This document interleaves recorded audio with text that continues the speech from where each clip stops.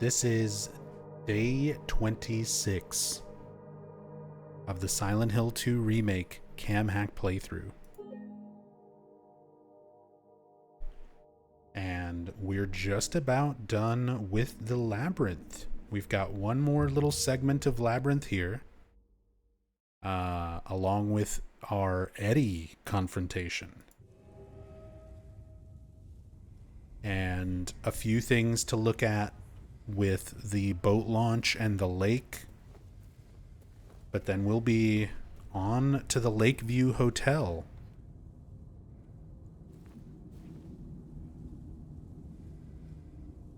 But first we have this little area, kind of on the tail end of the labyrinth. I love the grassy, dirt-filled area, practically outdoors, where most graveyards would be, but still inside.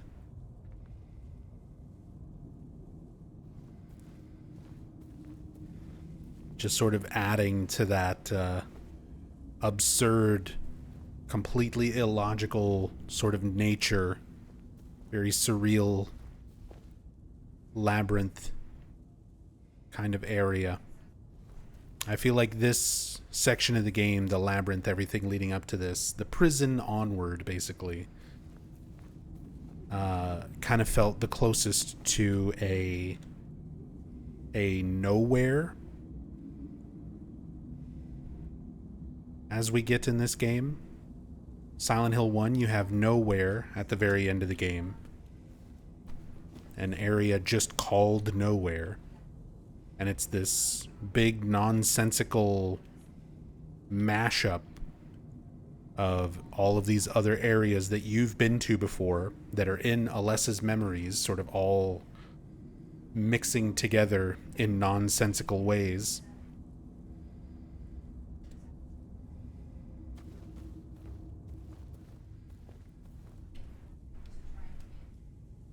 And even though these are not really repeated locations, some of it is.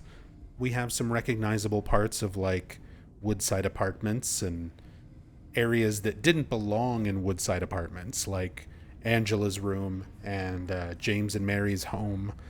But we see them first in the apartments, sort of being manifested, and then again in the labyrinth being manifested, kind of showing that those areas are separate from Silent Hill. They're not places that were literally supposed to exist in the apartments, by having them show up here in the labyrinth as well.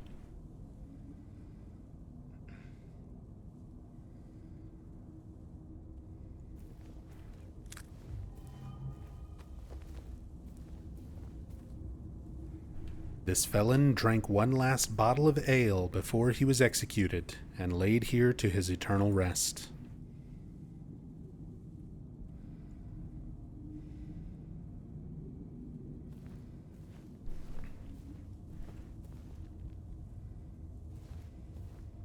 Some relatively mysterious tombstones,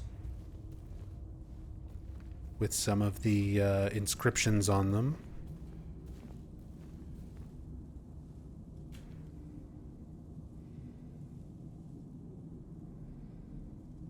Oh, there's Cecil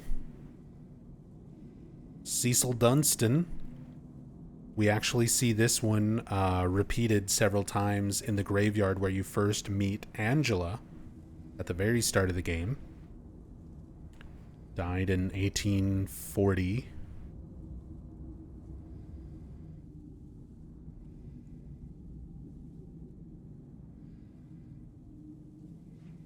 But just like in the original, we've got the felon who drank their last ale, although the writing is very different. Same general idea, but the writing for it has changed quite a bit compared to the original. But this one, same as the OG, Miriam K. labeled as traitor. which is still one of the like unanswered mysteries of the original Silent Hill 2. I like that it's still referenced here in the remake. Who is Miriam K? Why was she a traitor? There's a lot of speculation and theory around it, but never any concrete answer. It's never given in context of the game. It's never been mentioned by any of the developers, like who or specifically why this is here. There are some people who think this is a reference to Miriam Locane. There is a Miriam mentioned in Silent Hill 2, one of Walter Sullivan's victims. But Miriam Locane, the sister of Billy Locane, they were both children. You wouldn't really expect little children to be labeled as a traitor. And then, of course, last name Locane, wrong last name initial. Could have been a typo or something like that, but still doesn't explain traitor. Then there is a Hawaiian princess. Let me pull this up, some of my notes on it from the original Silent Hill 2.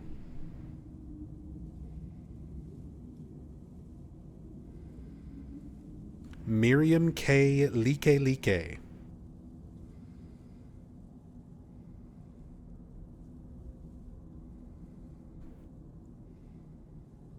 From 1851 to 1887, was a princess of the Hawaiian Kingdom and member of the reigning House of Kalakaua, born in Honolulu. And she was originally supposed to marry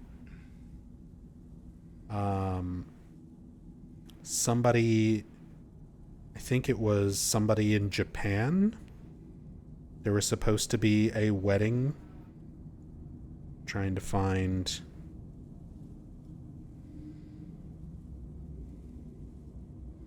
that information. But there was basically supposed to be an arranged marriage between her and a Japanese royal, or something to that nature, that didn't pan out. And Miriam K was labeled by some people as like a traitor for not going through with this arranged marriage. She apparently died very mysteriously, and a lot of the locals claimed that she was prayed to death. Like, people prayed for her to die so hard that she actually just died. So,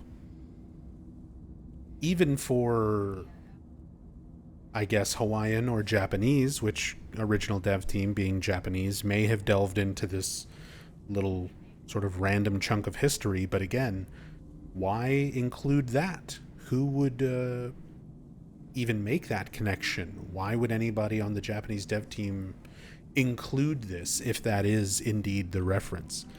So, very mysterious on this. People have their theories on what it could potentially be, but no definitive answers.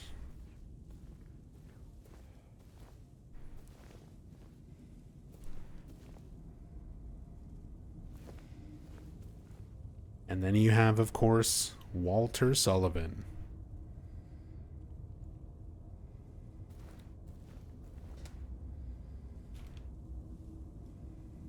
Mentioned several times throughout Silent Hill 2, both the original and the remake. A serial killer who went on a killing spree and eventually also took his own life while imprisoned. They should make a game about this guy.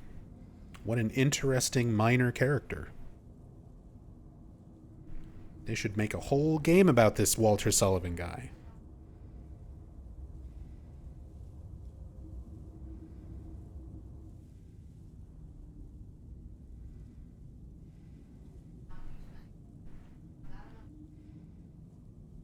I'm just also trying to look at kind of the condition of each of these graves. Like the stones are different shapes. Some are much more worn and like plain than others.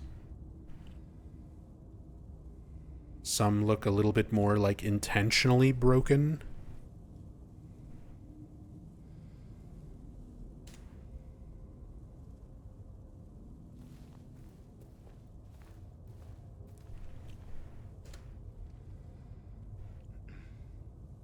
Look at that stretched dirt texture.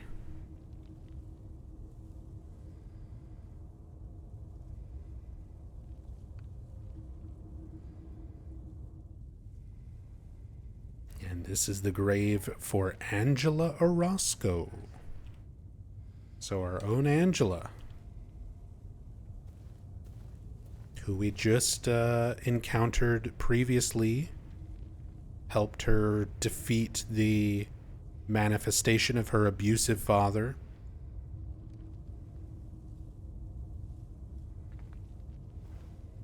Has a grave here. Right next to it,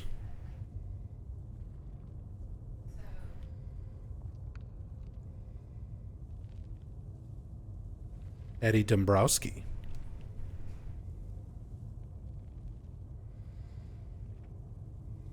Who we also encountered at the very start of the prison area. It's the last time we saw Eddie. Clearly losing his mind. Acting very defensive when confronted about the bullet-riddled corpse next to him in the cafeteria. Claiming that it was all self-defense. And then changing his story, saying that he was being made fun of.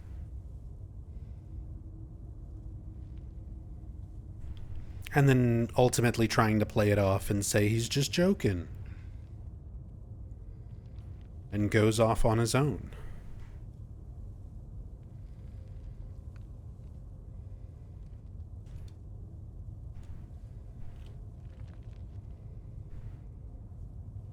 His grave has more texture detail than Angela's. Eddie's looks a little more properly like dug out. For a coffin or a casket. Angela's looks very rough. I mean, other than just the stretched texture, it's not as clean of a dug hole.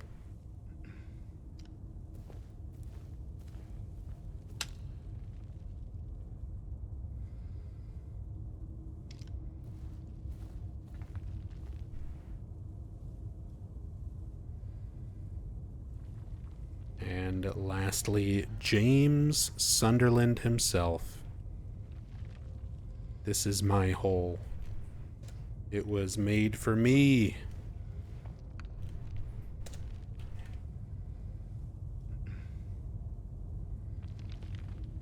It's a Junji Ito reference, by the way. Like the detail of stuff, the dirt still sort of collapsing and falling. There's no actual bottom. There is no bottom of the grave. Oh wait, is there? You just have to zoom in past the void. There is. I take it back. They hide it with a layer of shadow. How about that? It's supposed to be bottomless because we're jumping into it in a moment. And it's going to take us to the hallway where we lead up to the Eddie confrontation.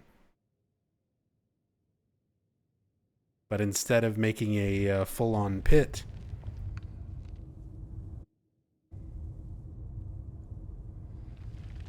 they just mask it with a shader.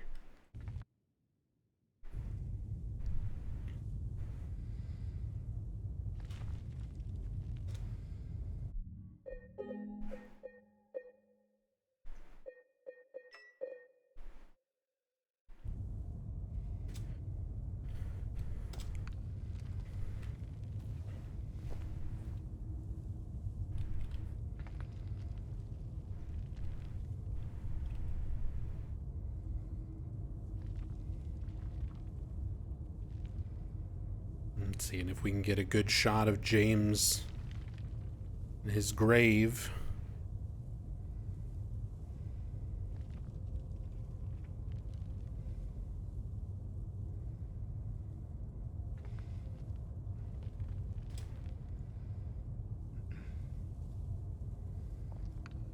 Why do my controls always break?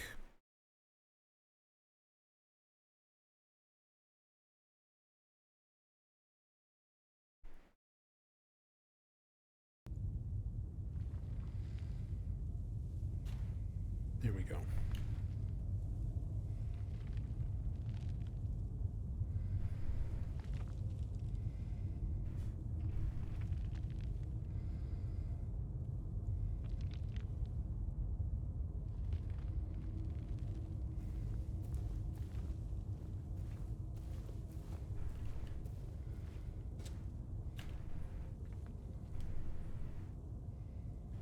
Some very faint writing on this grave. Not really legible, but I believe this is another copied one from the graveyard where we meet Angela. I think in general, this whole graveyard section is supposed to be that graveyard.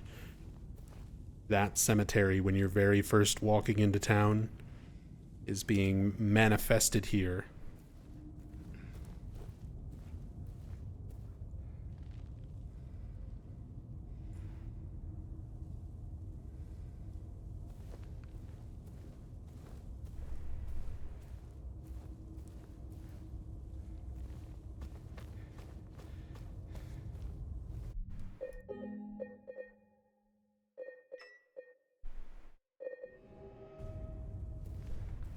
Hey, what's up, Hank? All right. Jump in your grave, James.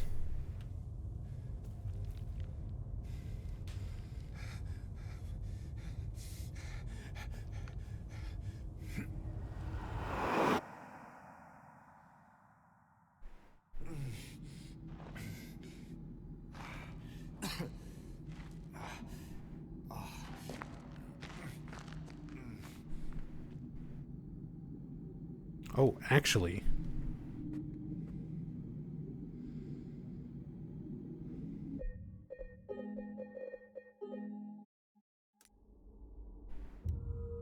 I didn't mean to load immediately. Main menu, please. So I switched to English. This, like, whole playthrough had been in Japanese. Because a lot of people still haven't experienced the Japanese language dub of this game yet. And I switched it over to English to test some of the dialogue, some of the background sound of Angela's father, like whispering to her in an earlier part of the labyrinth, and I kept forgetting to switch back to Japanese. So today I finally remembered. We'll get to have that Eddie fight in Japanese. Let's grab the supplies.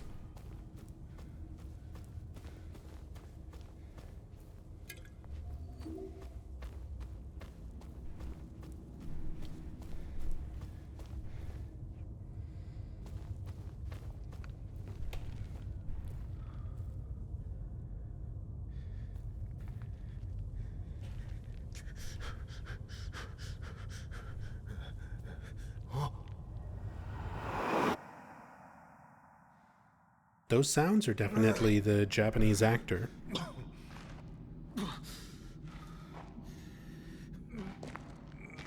I know we were curious about that, if a lot of James's grunts and breathing and those sort of noises are still just using Luke, or if they're actually the Japanese actor. Although I think it's the combat noises people were wondering about. If those little grunts and things are still Luke, which they might be.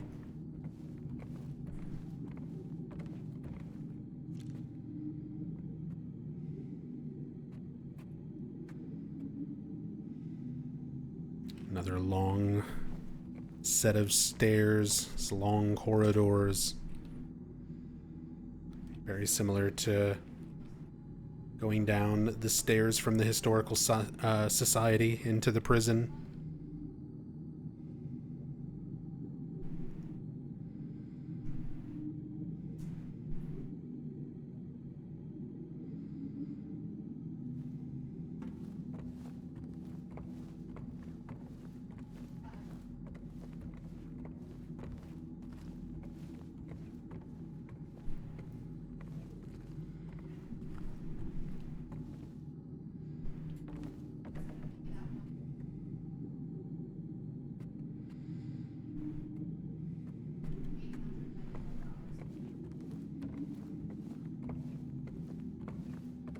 Very similar to the OG, you've got this strange hallway after jumping down. It's going to gradually start having blood. Although this feels very sudden. They get super intense with it, like, right away. One thing I like about the OG version of this hallway is it's real subtle. You see like one tiny little blood splatter on the floor. It's very faint, very easy to miss. And then you'll run a little bit more and you'll see like two more. It takes a while before you get to like blood everywhere. Remake makes it a lot more intense as soon as it starts. Blood all over the walls, already dripping down off of the ceiling.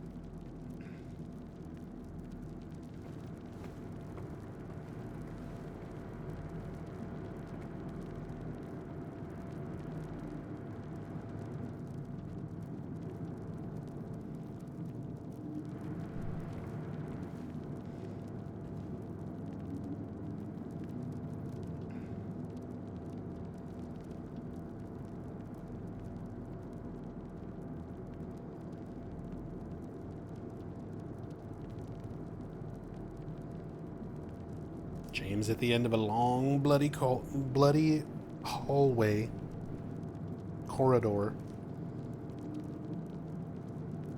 I almost called it a hallway. Like, my brain is mixing corridor and hallway.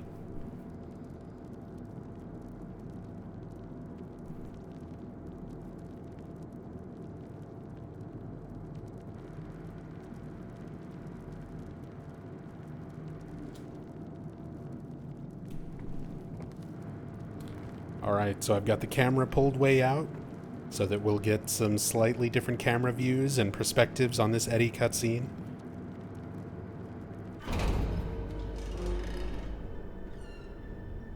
俺なんてほっとけばよかったんだ。なんでこんなとこまで追いかけてきた。何度殺されりゃ気が済む。エディ。おお、エディ、私だ。ああ。いや、ジェームス。エディ、何をした？何をしたと思う？豚の穴から生まれた豚クソ野郎、さっさと泣けよ。ママに慰めてもらえ。生きるだけ無駄だ。なんで死なねえんだ。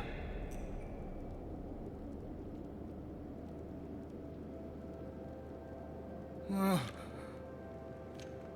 そうだよな。俺はバカでのろまで弱虫なデブだ。でもな、誰だって天才でも顔がどんなに良くても死体になっちまえば同じ。デブより価値がない。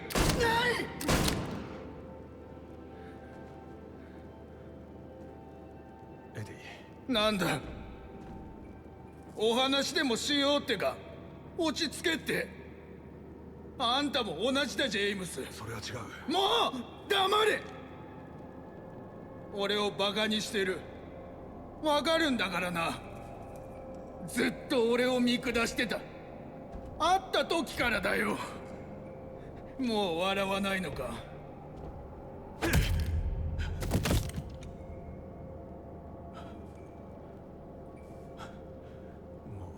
もうやめよう。綺麗事言うな、ジェームス。町に呼ばれたんだろう。なあ、俺と同じだよ。そんな善人面したって無駄さ。なあ、すぐにわかるよ。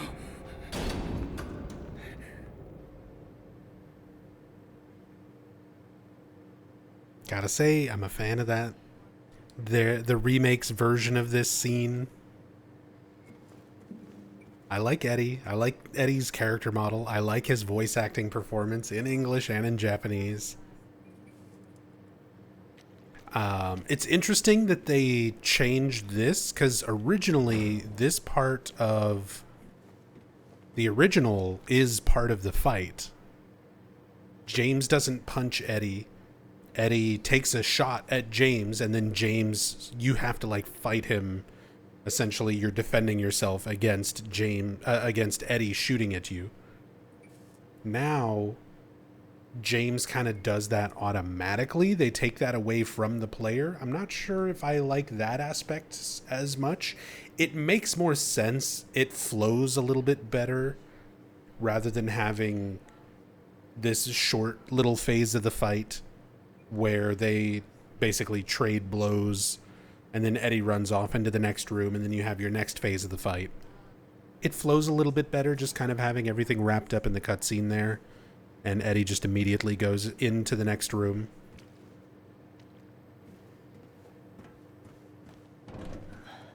But I like being able to have that moment of the player making a conscious decision to fight Eddie, to defend themselves. Oh, look at this. We're already loaded into a basic version of the docks. The boat launch and the docks and the lake are all here. The rowboat's already here. The save point is already here.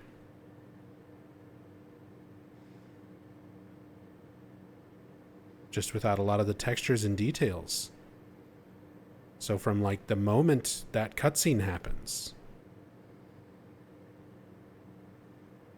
we're kind of out of the labyrinth.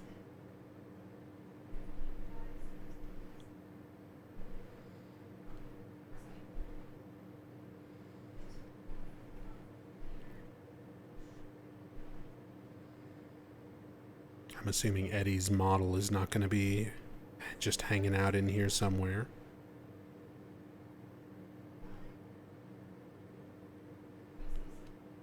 But that's cool to see.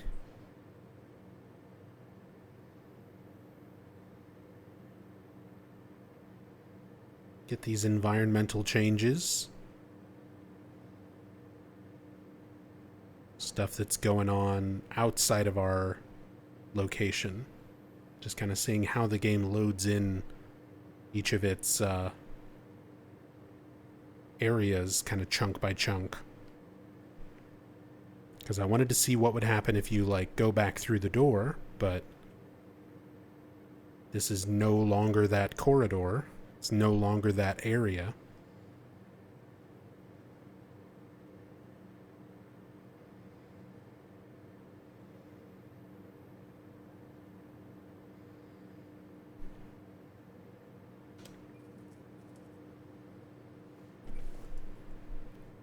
So now we've got more of Eddie's other world. Elements of it, the ice and snow, all of these things indicating a sense of cold. Frost on all of the victims' bodies. But all of the bodies are also very clearly James. This is another one of those scenes that I think, unfortunately, a lot of fans read this a little too literally for what is intended to be the meaning behind it. People think this is, oh, it's the loop theory. Eddie says, why did you follow me here? How many times do I have to kill you? Clearly he's killed James all of these times, and James is stuck in a time loop. I don't think so. I don't think so. I think it's the same as the original Silent Hill 2. There is no loop. It's James's subconscious painting his other world, and Eddie's subconscious painting Eddie's other world. And when you have these two characters sort of reaching these moments of heightened stress and proximity to each other, their other worlds are overlapping. So Eddie is saying, how many times do I have to kill you, to his bully? The person who bullied him, the person who he shot in the leg, the person whose dog he killed, is tormenting Eddie, is being manifested, is stalking Eddie through his other world and driving Eddie mad. Eddie's being tormented by somebody making fun of him. It's something that he struggles with, and so the town, the power of the town is reflecting that into his other world. It's drawing that aspect from his subconscious and portraying it into his perceived reality. So for Eddie, these are not James. He's not talking to James. He's not talking about killing James over and over. He's not talking about James following him here. He's talking about his bully. But we, as the player, have been seeing James and his subconscious and his other world just like we're seeing it now. All of these times that James has been thinking about his own death, about his wife's death, he has these deep-rooted suicidal ideations that are part of his subconscious that the town is drawing on and portraying around his perceived reality. So in this moment, we're seeing Eddie's other world, his bullies, the corpses of all of these bullies that have been following and making fun of Eddie and driving him mad, along with all of the cold, the ice, the snow, everything that we've been seeing attributed to Eddie's other world. Every time you see Eddie, there's the fog from his breath. You can see that that cold breath in the air. So for Eddie, everything is cold. So we're seeing all of Eddie's other world overlapping with James's other world. James sees his corpses. He sees death. He sees decay. He sees himself as being deserving of this. So we're seeing those aspects of James and Eddie's minds kind of overlapped here. And I should point out that, like, we as the player are most likely seeing things that not even James and Eddie are seeing. Eddie's probably seeing all of this totally differently. We know he's probably seeing his bully. He might not be perceiving the cold. He might be feeling it, experiencing it to some degree, but we don't know exactly what he is seeing. James never acknowledges these corpses. James himself might be in such a state of denial that he is not seeing these and recognizing them and acknowledging them.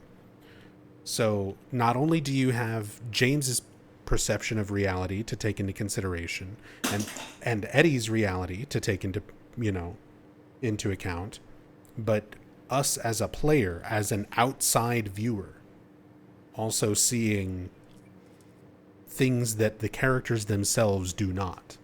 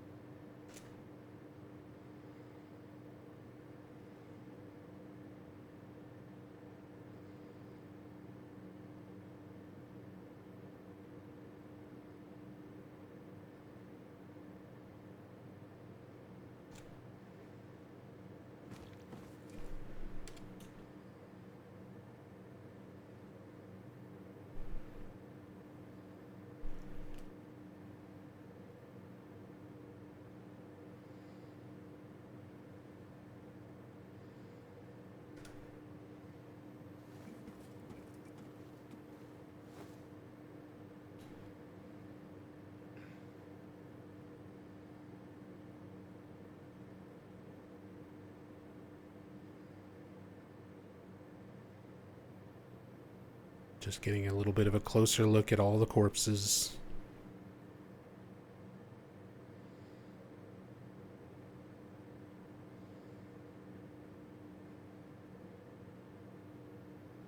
See if there's anything kind of interesting or unique about them.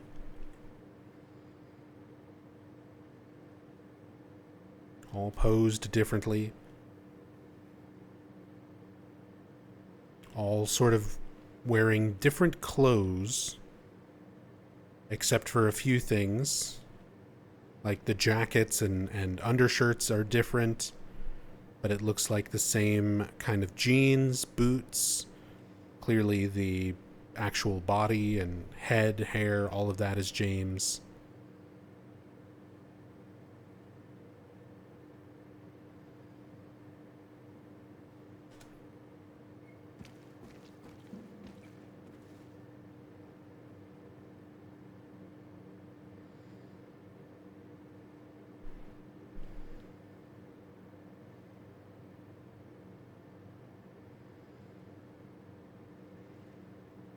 And just getting some nice screen grabs here.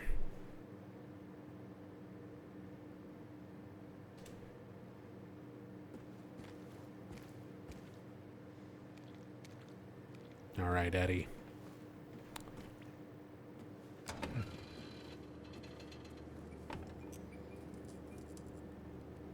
I'm trying to remember, is this next part actually a cutscene? Or is it just Eddie's speech in the gameplay?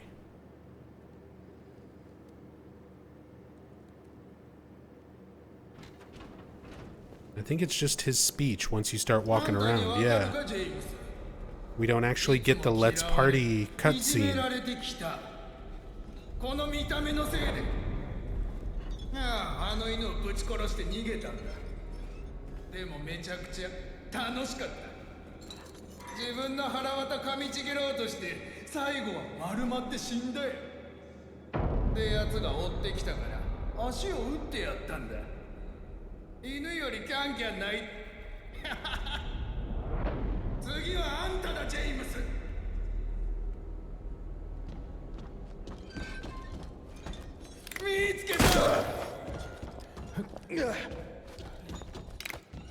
なあ、あんたビビってんだろ。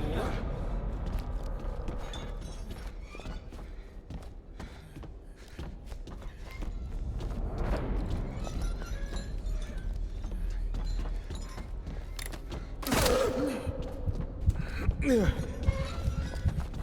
つけた。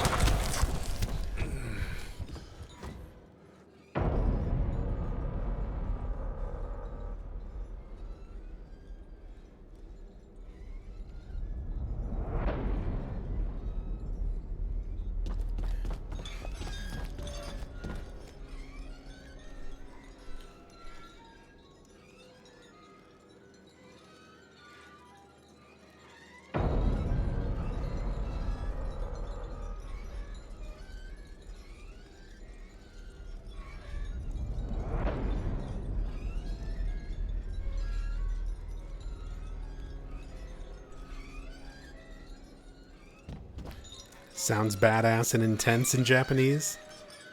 It's just like one of my Japanese animes.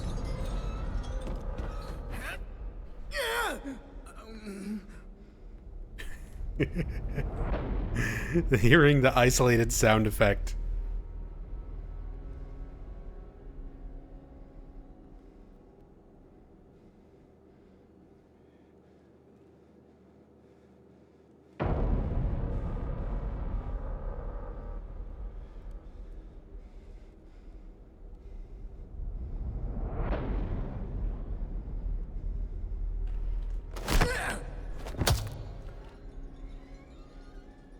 Punching the meat.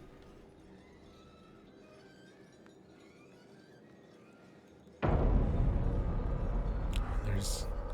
Is that just where he hit it? Little pieces of it fell off? Yeah.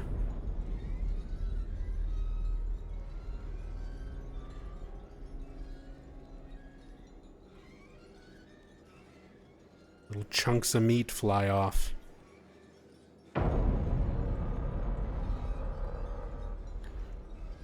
It all comes down to this, James. John Ken Poe. Rock, paper, scissors.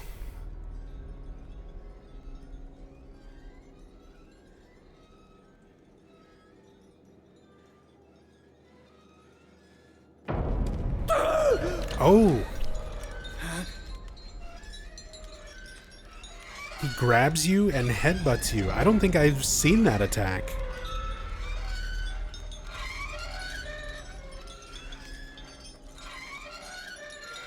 A sound effect. Eddie's face.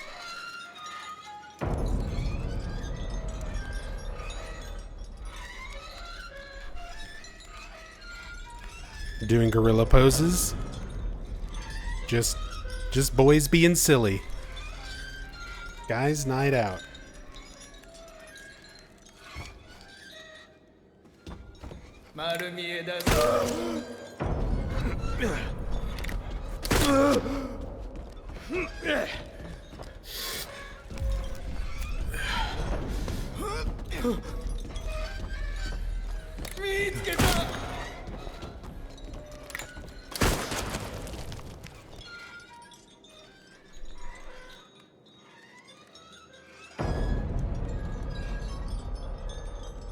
I like how you can see the guts, the meat chunks.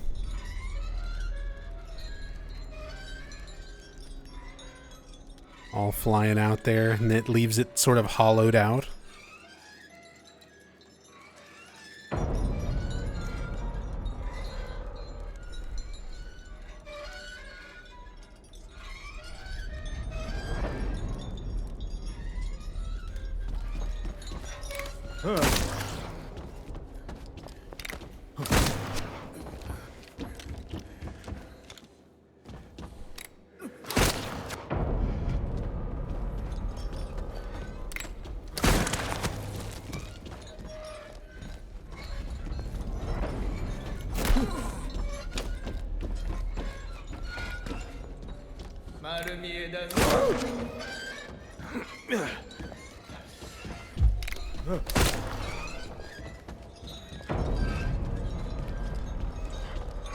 Quite a hand cannon he's got. He's fast, too.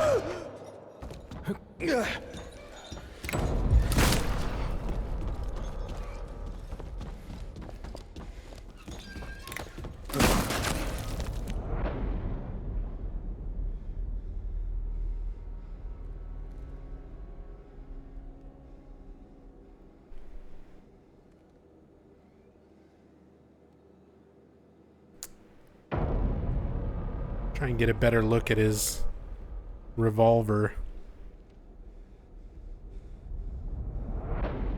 The barrel on that thing.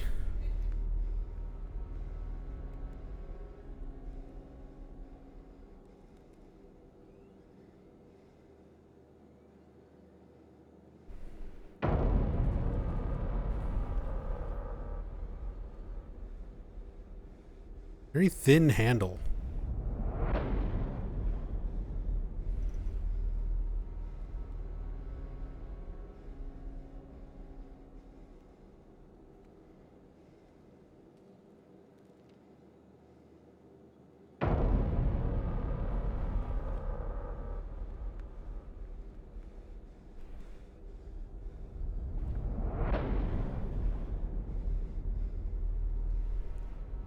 I'll kill you, James.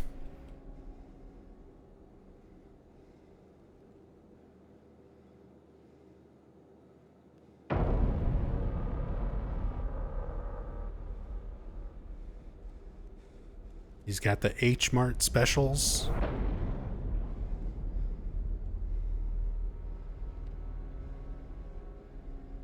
You can see the veins. The blue, like, veins and bruises and stuff all over his legs.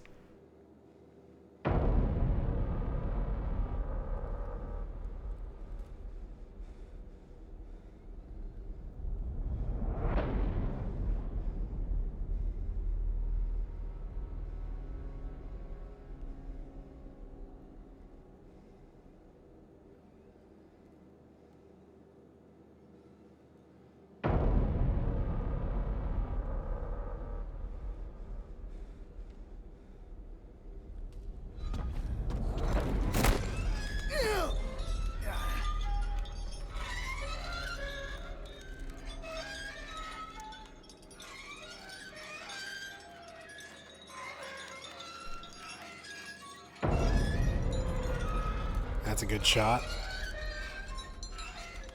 Hey, can o' snails. Can of snails, thank you so much for the 5 gift subs.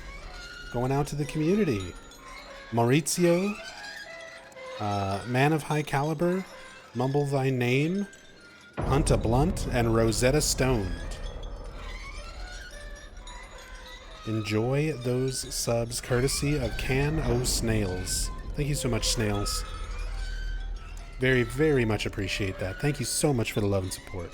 Thank you, thank you.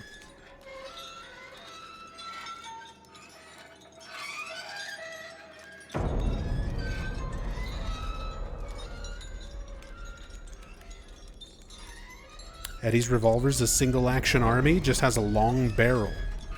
Those grips do look really small in his hand, though. It might be kind of clipping into his hand a bit. Yeah. It's kind of clipping into his hand a bit, and it makes it look much thinner than it actually is.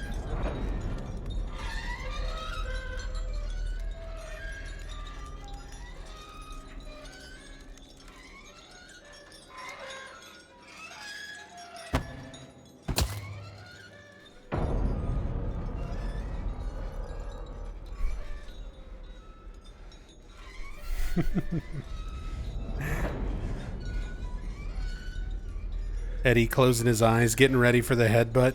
And James is just like, well, this is my life, I guess.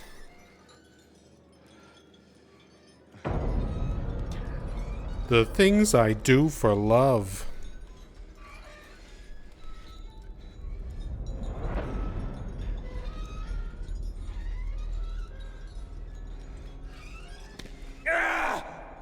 Oh my god. That was like a... Speaking of Ocelot, that was like a solid snake grunt.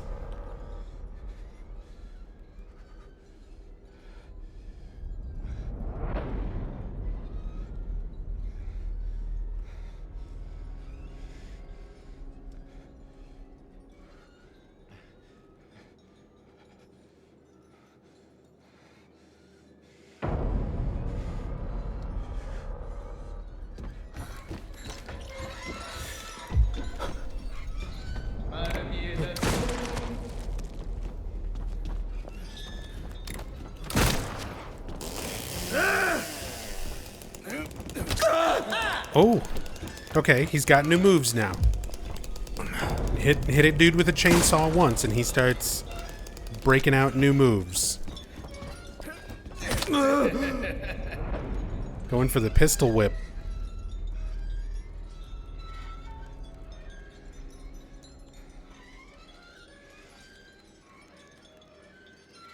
Take our closer look at bloodied up Eddie.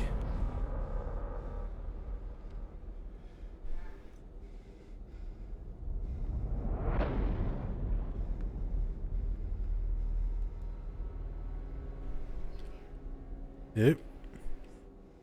I've gone too far. May have gone too far in a couple places.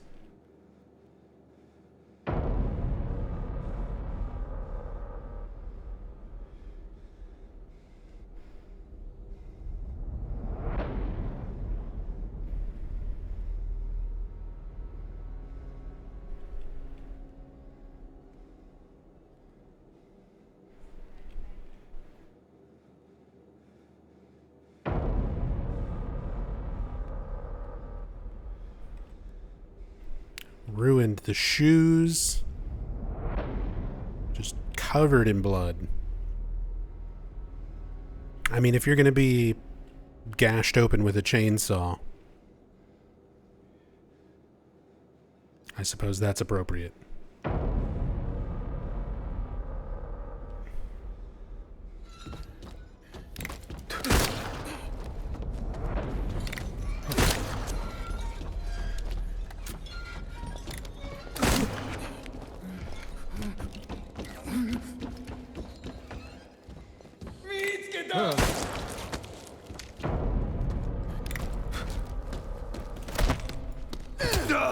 Okay, there's the headbutt again.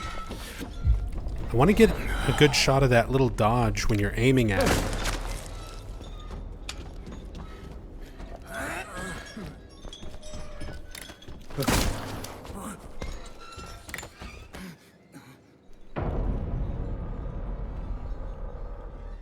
Oh, there's like camera shake built in.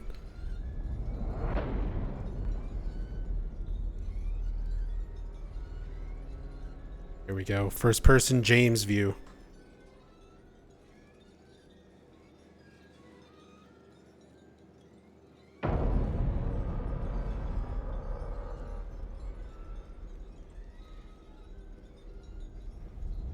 Oh, he closes one eye. He keeps one eye open when he aims like that.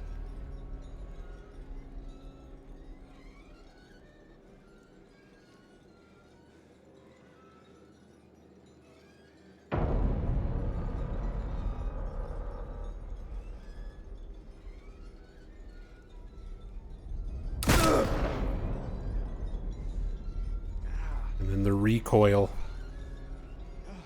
Sends his arm back, closes his eyes.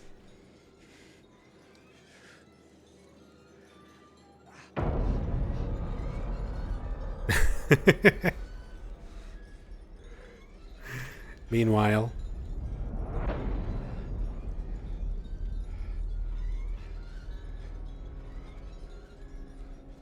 I've been shot.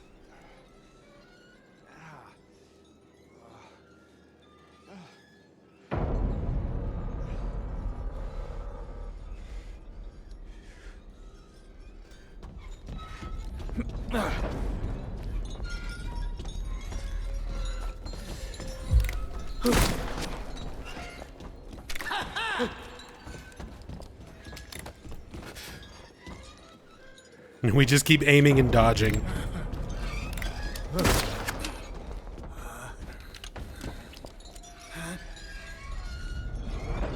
Super runaway.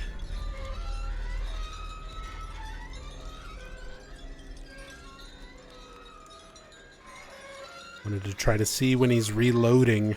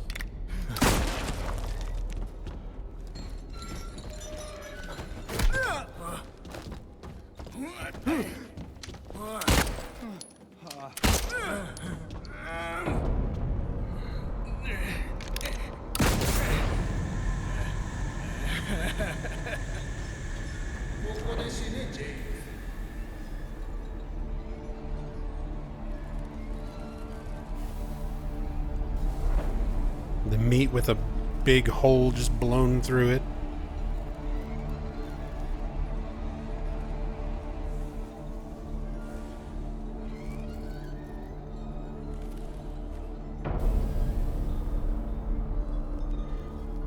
Was Eddie not actually in here while he's doing his little speech?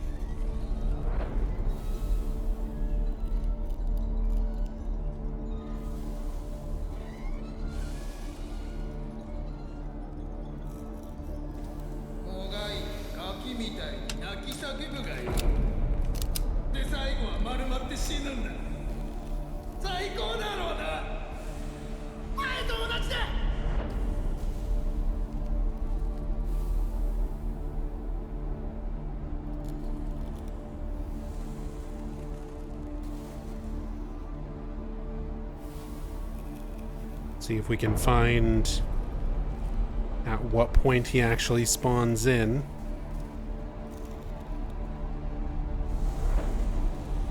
Is he out of bounds? Possibly. Do they just put him up on the roof? Because his audio is still happening, like, directionally.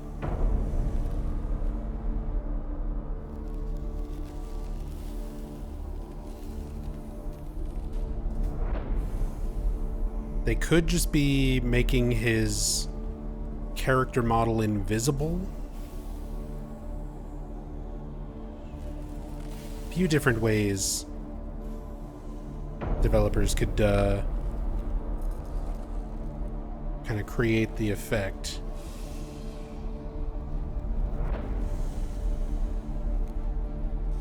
I'm guessing he's going to be in here some point after finishing that last line.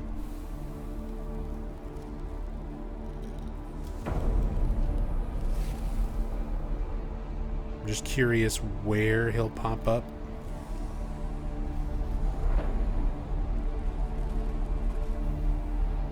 I'm just slowly pausing and unpausing the game. And looking around.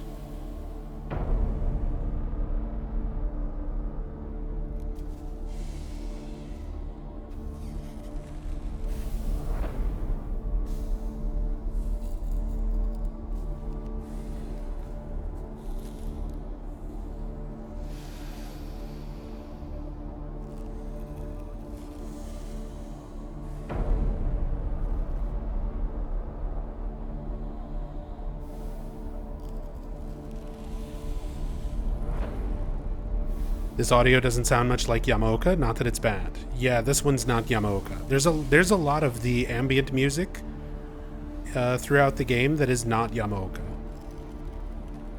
There is still Bloober Team's musician. It's the same musician who's been doing stuff with Bloober Team since like Layers of Fear.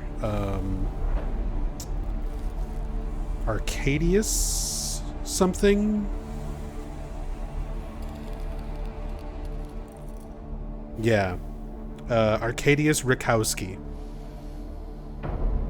Layers of Fear, Observer, The Medium. And he did work with Yamaoka before this on The Medium. Yamaoka contributed a little bit on The Medium.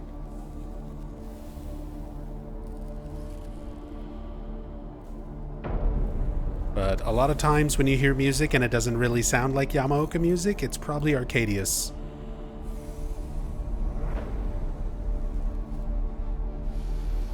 Which I agree. I like his music. It's not the same style for sure as Yamaoka, but it doesn't really feel too out of place. It's not bad.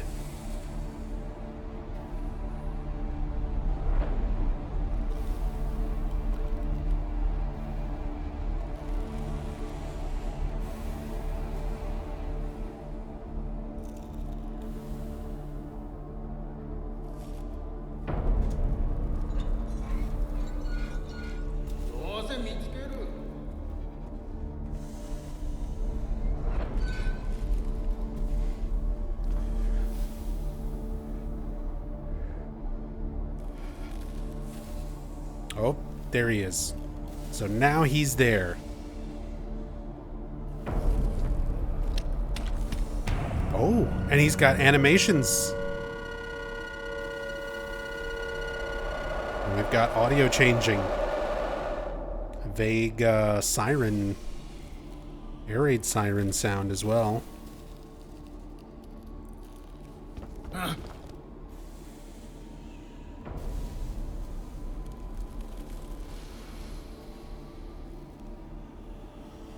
Yeah, whenever he's having his dialogue moments, the little speech moments, he's not actually physically in the room. The character model is either invisible or out of bounds somewhere.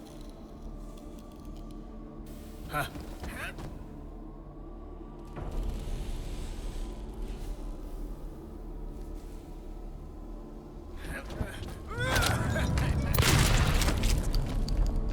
You need help, Eddie.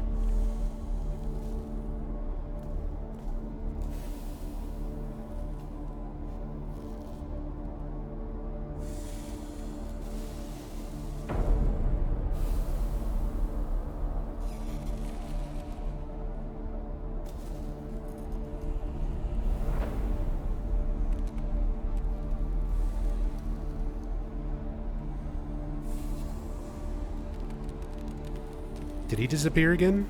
Are we about to get more dialogue?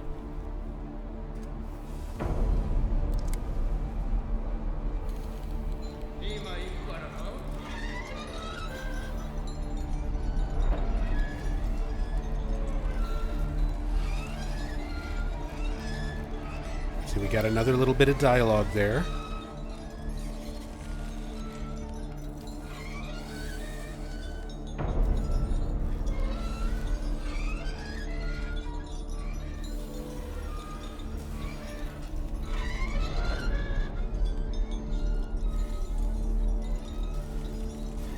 Yeah, so whenever he runs off and has something to say, he's not there. Let's advance the game by like a second. I'm trying to see like the moment he spawns in. Advance the game by like a second. I'm just really quickly unpausing and then pausing again.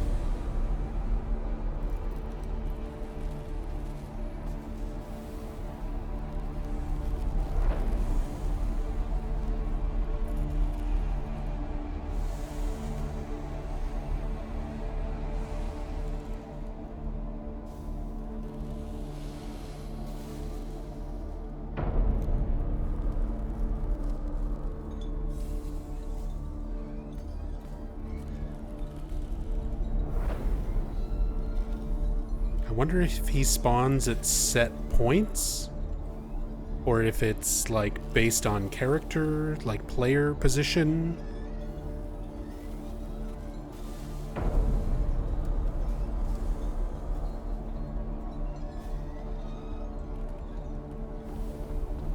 Oh, I hear him running, so he just spawned in.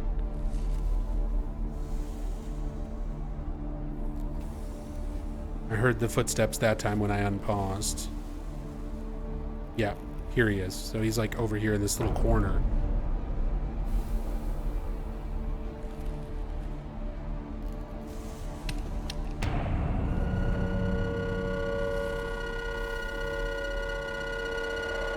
Yeah, and he's like hitting himself in the head. He's struggling, fighting against himself, or trying to hype himself up into attacking James. Just losing his mind, perhaps.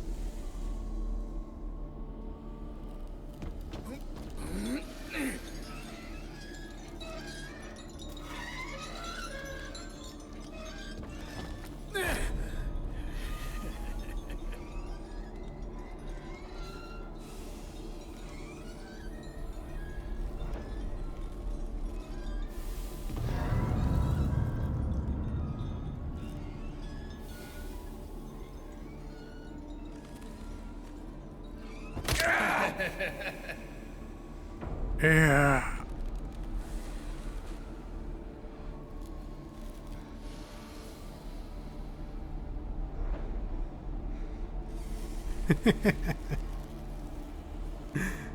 Fucking James's face. He just always is like, well, oh well. I guess that's what's happening.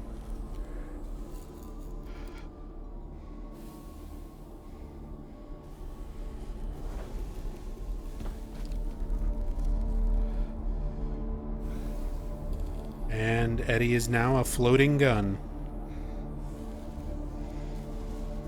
Oh, there we go. Oh, there's a good shot, seeing the breath.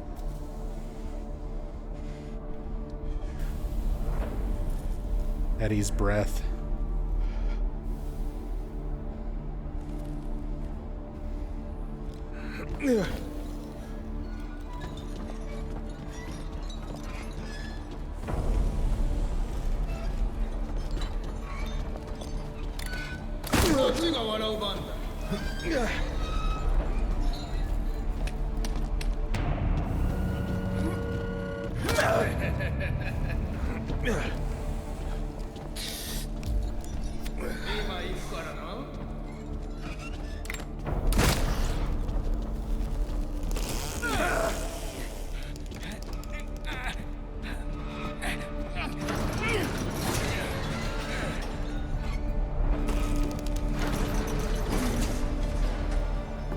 Final phase, new music.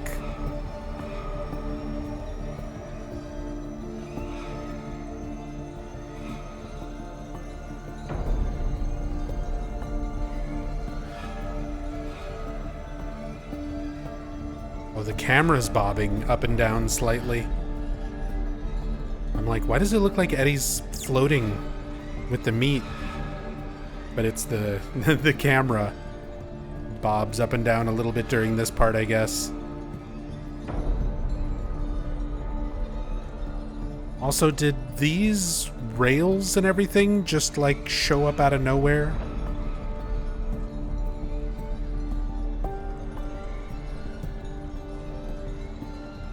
They all manifest in just for this last phase of this fight? Or was I just not paying attention to them before? It feels like all of this just changed.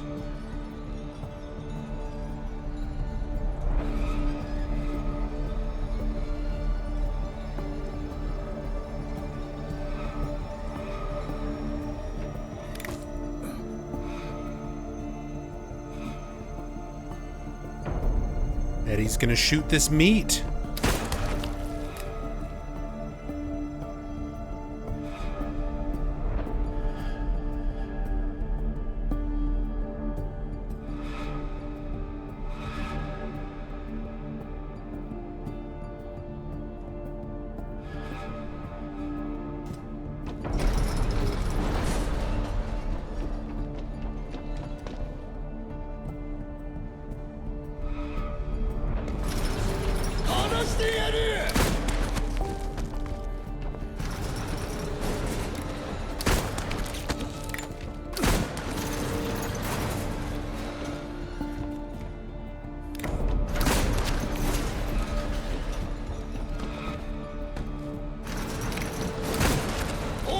ジェームス。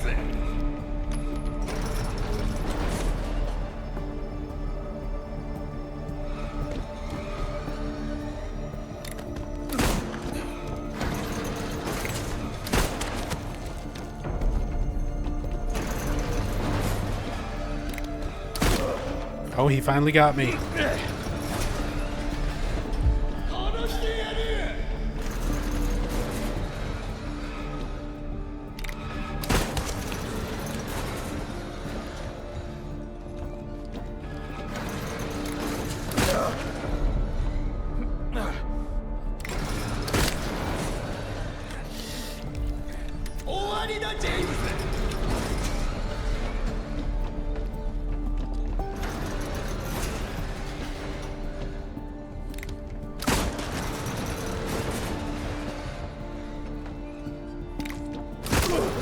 Ooh.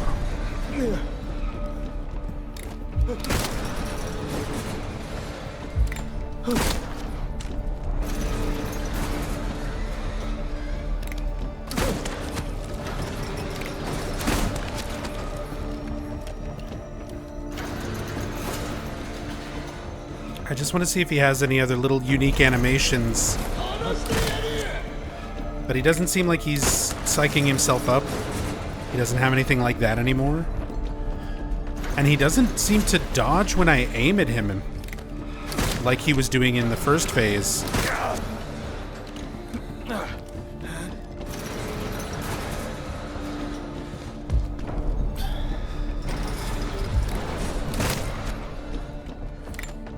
I don't think he does any more melee at this point either. He looks like he just shoots, regardless of how close you are to him.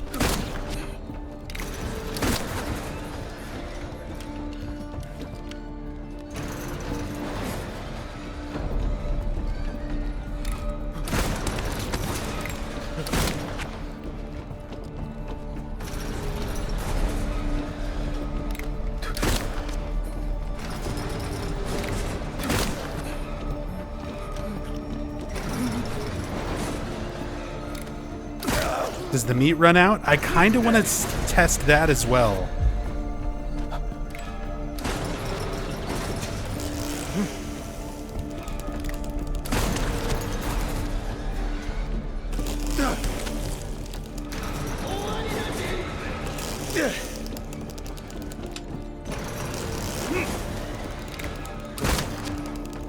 I'm trying to see if... Do I even have enough to destroy it?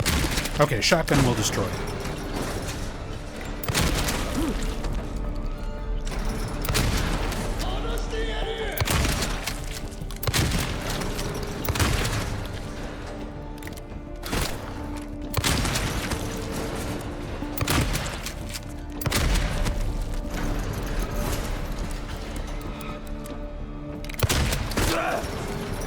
Eddie, stop. I'm trying to do something. Eddie, please.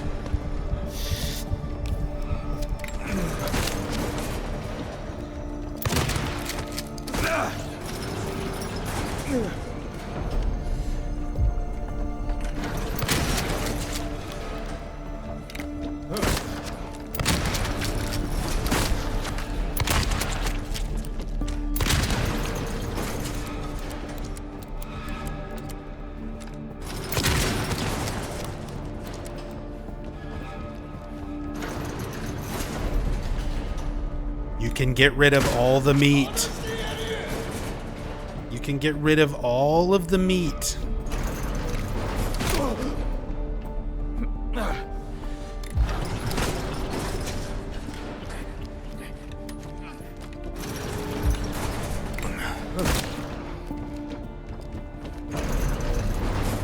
Where will you run now, Eddie?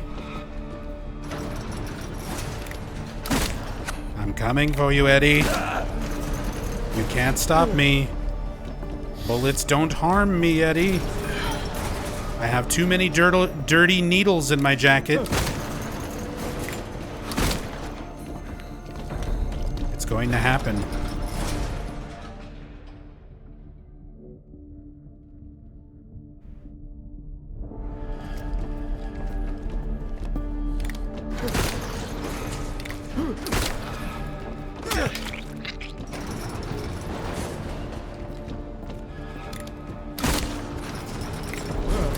Can't escape your fate, Edward. Life has many doors, Ed boy. Oh.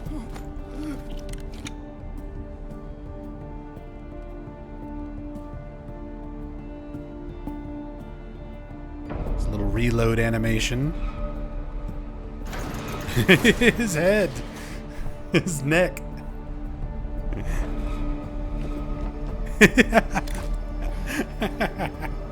His head like swiveled around.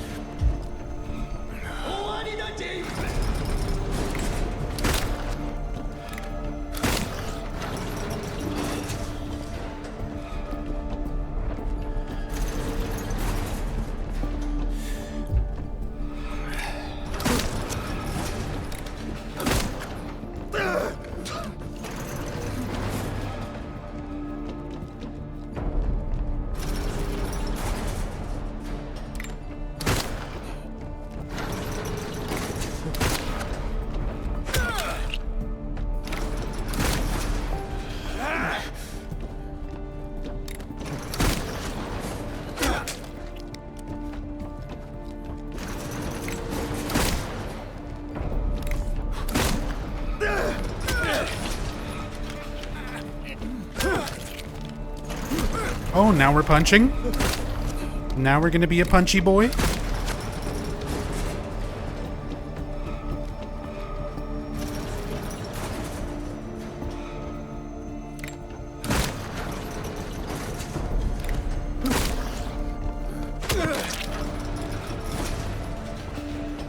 I think it's because he was reloading and like cornered.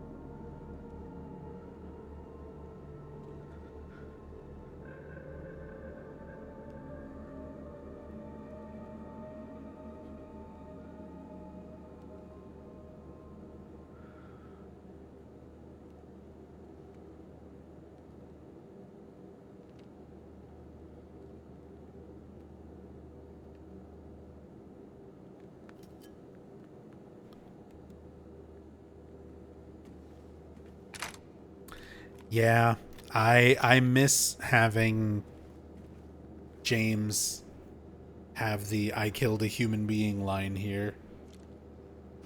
We do have the nice like visual. We get more detailed character acting. The way he grabs his hands, the way he was doing in the bathroom in the very beginning. His hands seem to recognize this feeling. He sort of instinctively does that hand motion. It's sort of like his tick, his cope body language. But I do miss having the voice line.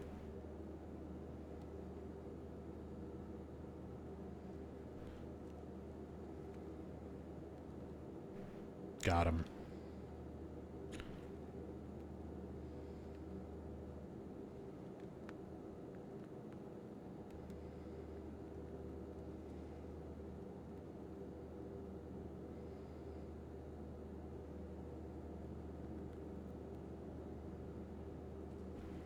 Also, it's a little bit weird that he's bloodier during the fight. Like when you injure him and his model's all like dripping, like covered with blood. As opposed to when you kill him and he's just got this, the one little hole. And it's like a bullet hole.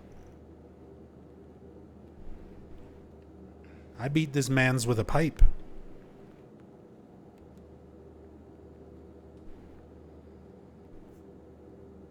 I mean, I guess I did shoot him a couple times. But it was mostly chainsaw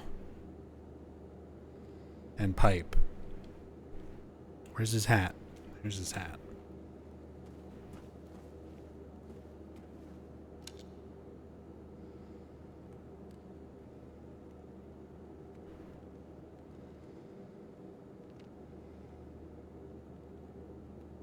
No sweat stains on the inside of the hat?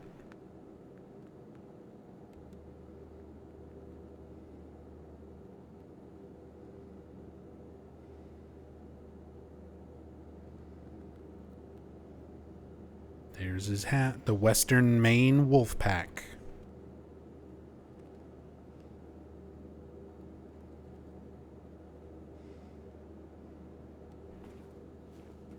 More little clues to Maine. And at this point, James refuses to aim at the body. Like, no, that's too much.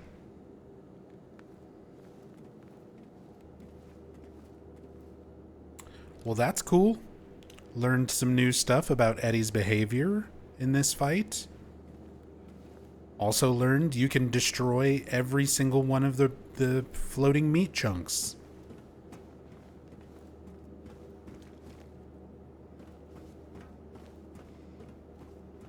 To the point that you just have hooks everywhere.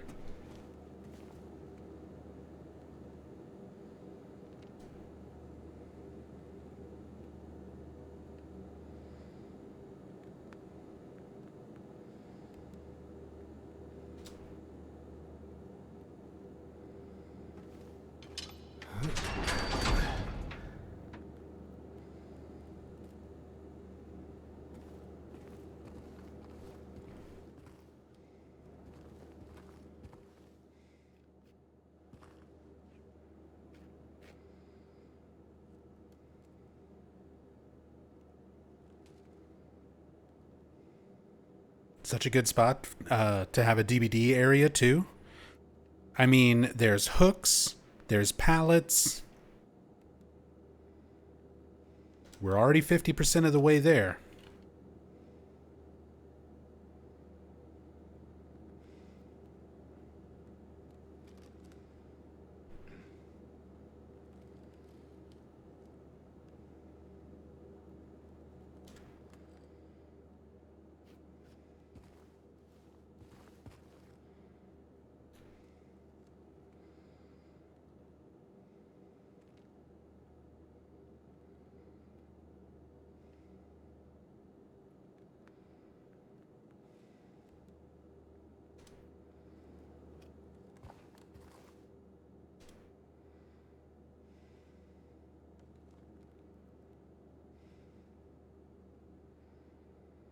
And then there's graffiti that says Montana. Montana SV with a rollerblade.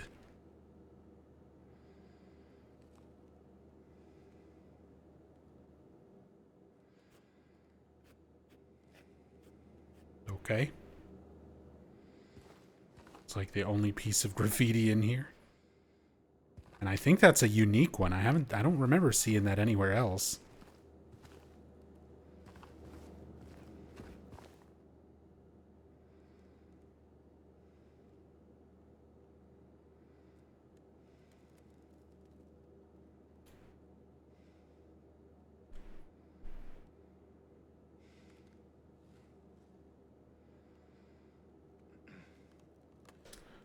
Same fire extinguisher and stuff.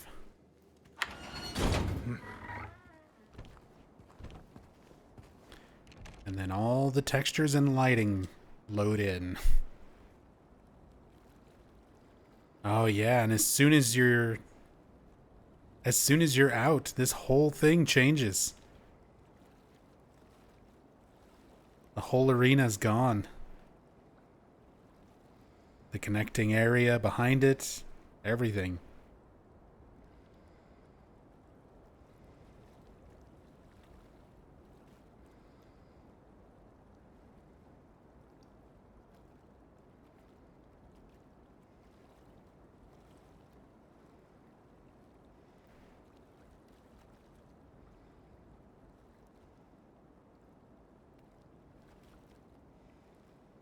No swimming or diving permitted in this area.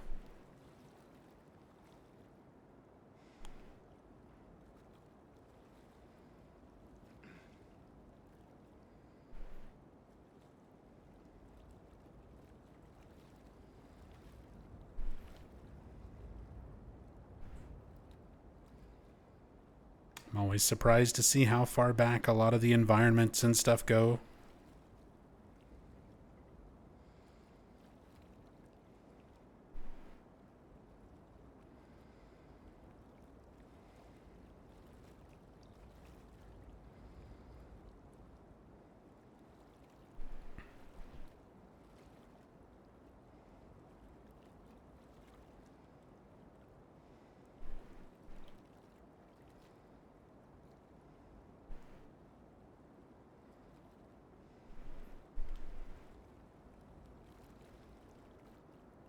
Cement bags, same stuff we've seen before.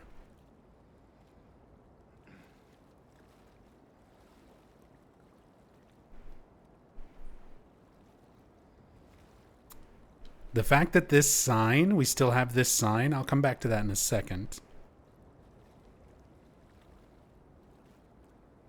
Can't remember if they have it visible or posted anywhere else. No, it is just hidden back here. So we have this sign: persons procuring or concealing what is it? Procuring or concealing escape of prisoner.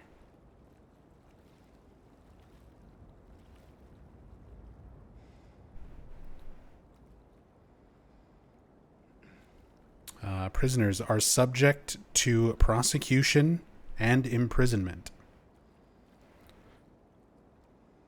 So this sign is in the original Silent Hill 2. And the sign in both games, I mean, this one is referencing the original, and the original was referencing a real sign that was, I believe, outside of Alcatraz. Let me see if I can pull this up.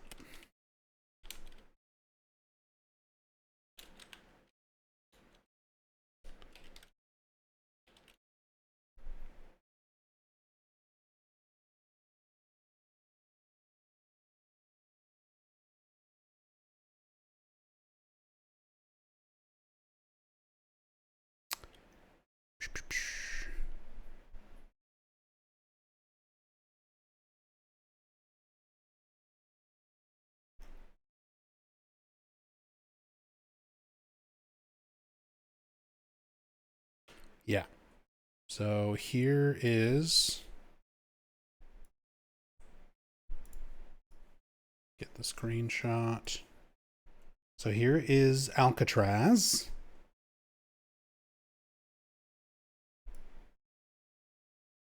With that sign.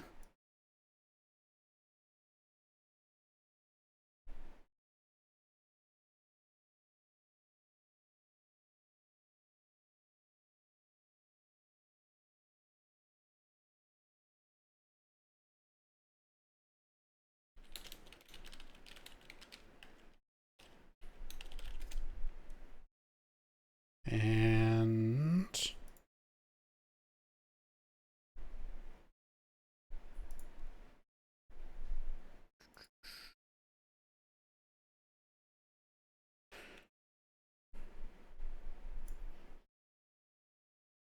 pull this up. So there it is in the original Silent Hill 2. In this same area, right after the Eddie boss fight.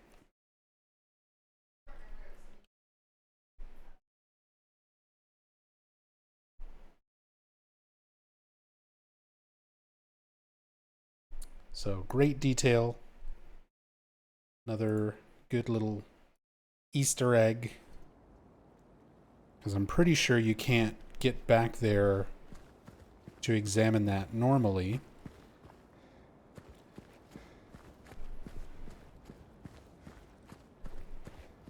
Go ahead and save it before the game crashes on me or something.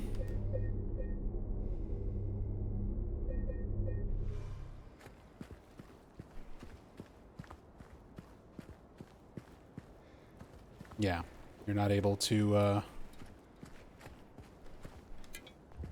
go back there. You can barely even see back there. But yeah, using the cam hack, we can see that is the same prisoner. No concealing, no procuring.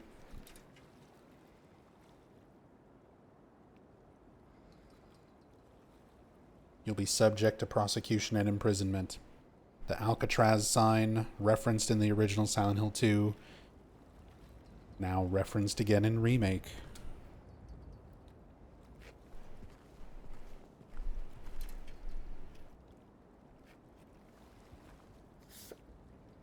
Road trip. One of our strange photos.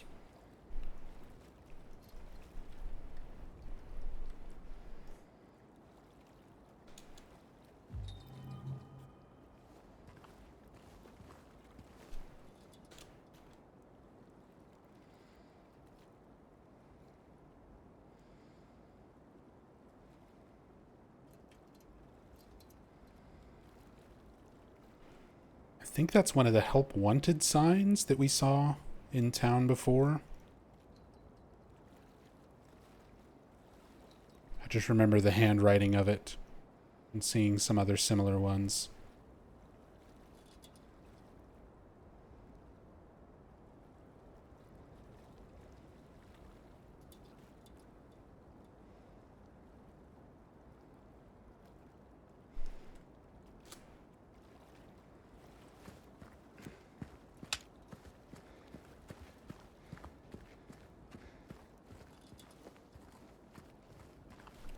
Danger, no trespassing, authorized personnel only. That can't stop me. Oh. Invisible wall right there.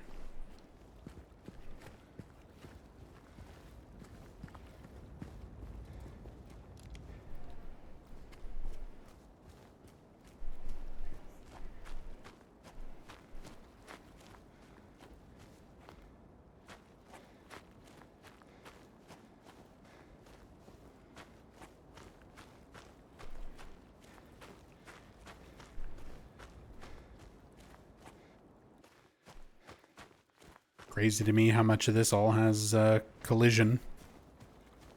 James, fuck this shit, I'm out. Sunderland. Yep. We're just gonna walk home now. Time to run across Toluca Lake. Oh. I may have made a mistake.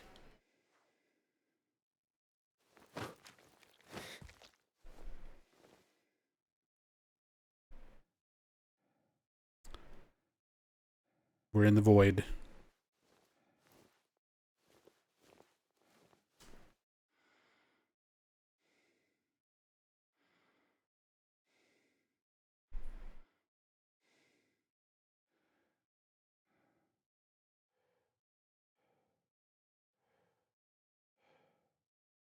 Oh.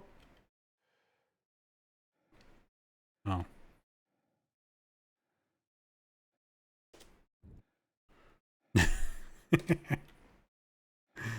Okay.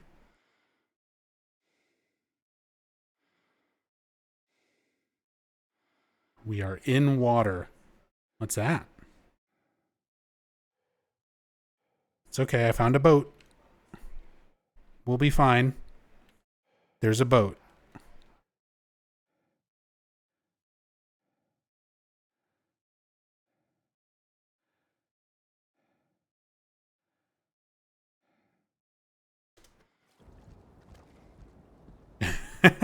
And that spawned everything back in. Okay. Thank you, boat.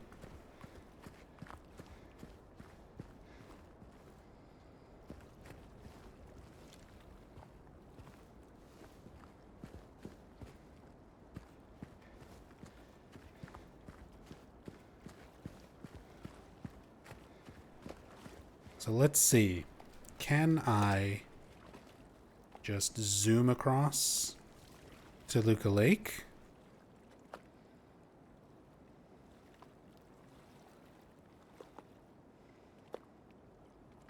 We can zoom pretty far.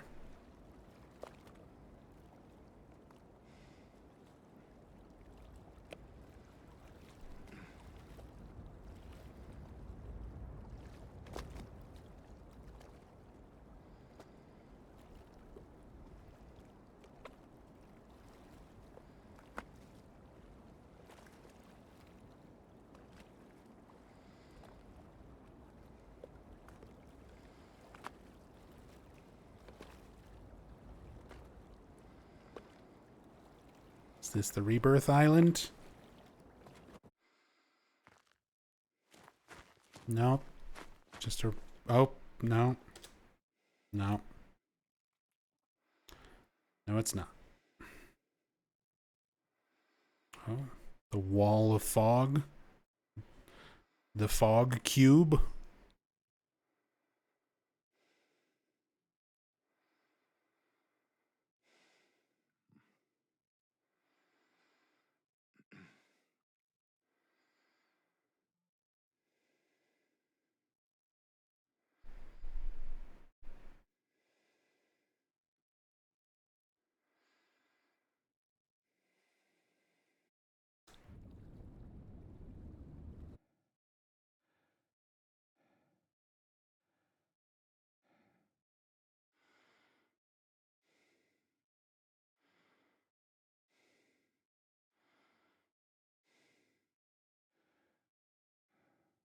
I keep wanting that light source to like trigger the rowing up to the hotel cutscene or something.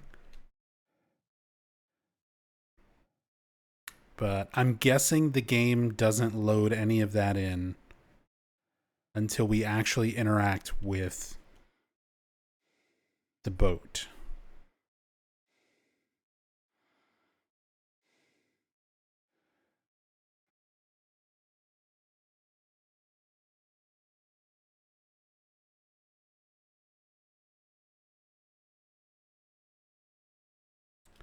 Do you zoom with the boat once on it? Well, it's time to find out.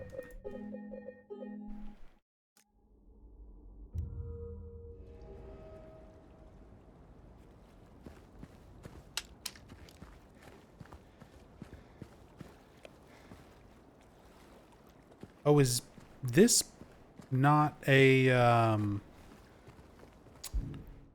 UFO ending location anymore? I forgot they changed some of those locations around. I may have already missed one.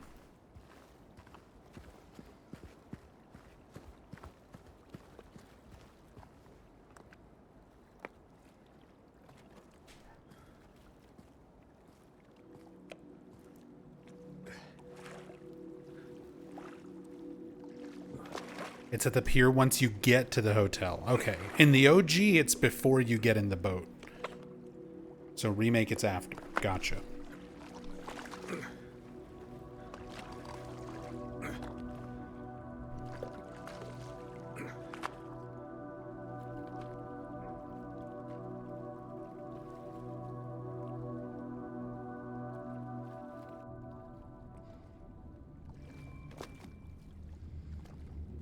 A to use the left paddle. D to use the right paddle. W to row forward.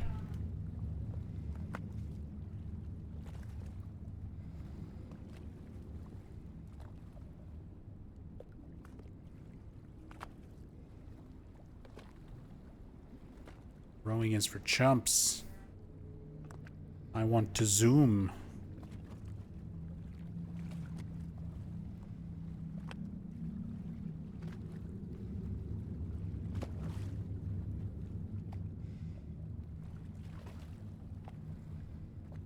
Let's just try going over here.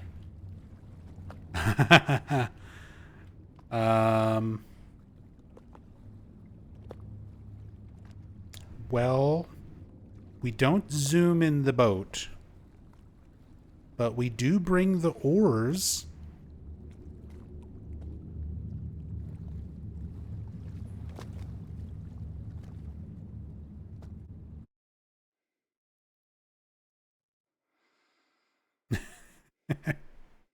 Whoa, what is happening?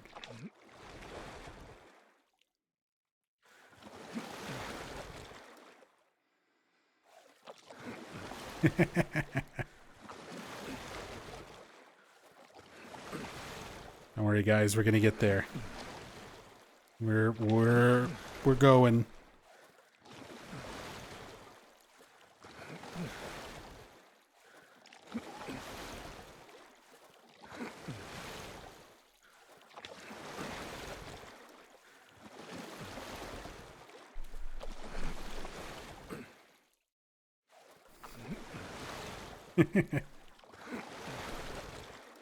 We're just gonna fly our way over there. It'll be fine. Wow, we really go zooming. If I only use one ore.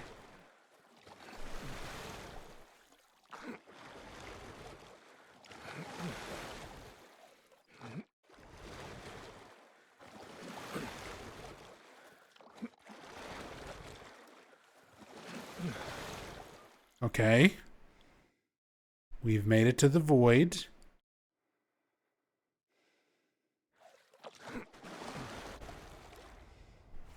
We are out of the void. We are through the buildings.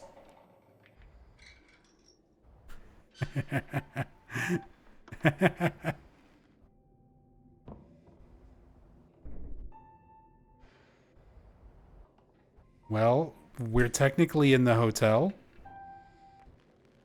The music.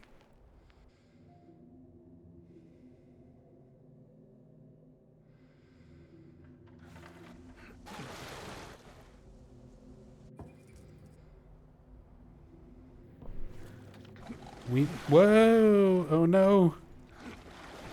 Zoom back. There we go.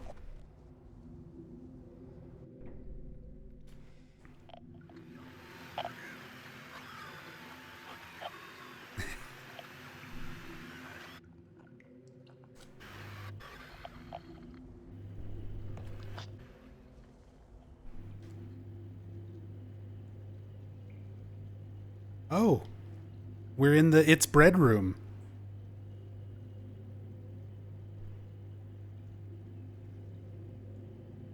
We're in the Silent Hill 3 reference. Like, you can literally examine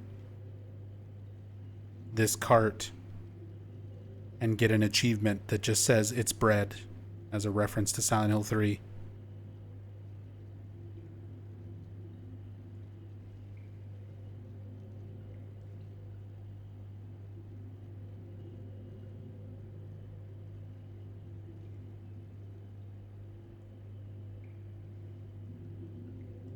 It's bread.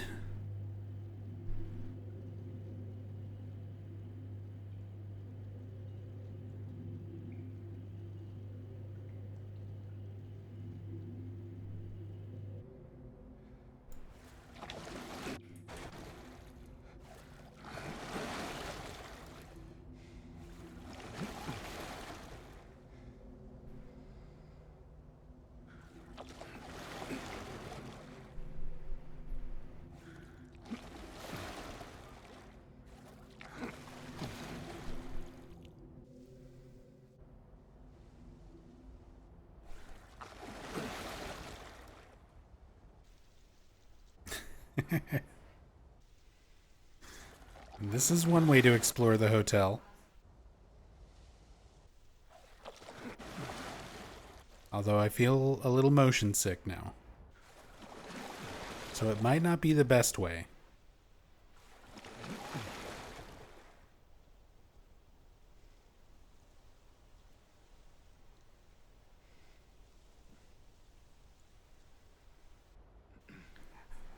But, I mean, I guess we answered the question. Can you just, like, row from the boat across the lake straight to the hotel? Kind of. Technically, sorta.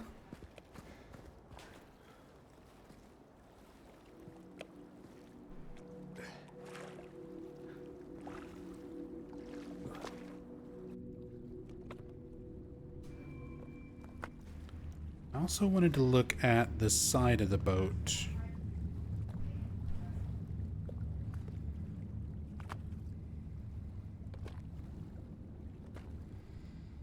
JS. James Sunderland. Soars 2490. Oh, and the texture is mirrored and stuck on the other side.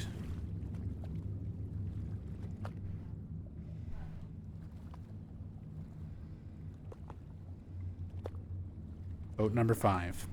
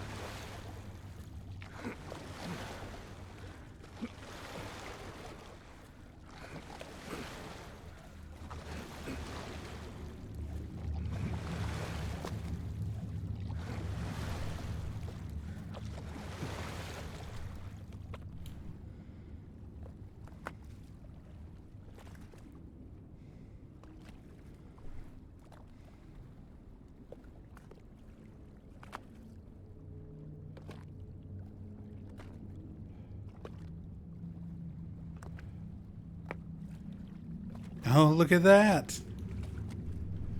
It's just a flat texture off in the distance. But there's the little rebirth ending island and the church, which is based on a real church in Spain.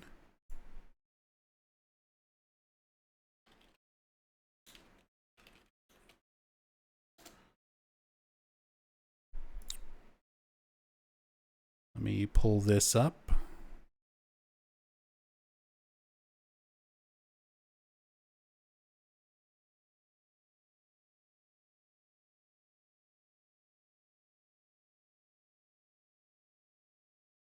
So, the Church of San Pedro.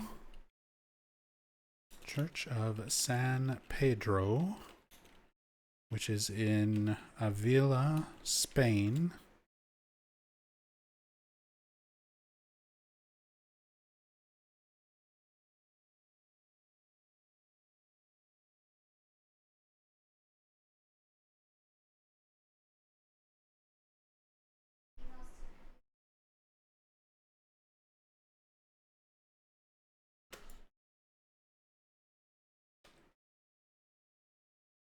So it's the same as it looks in the original Silent Hill 2.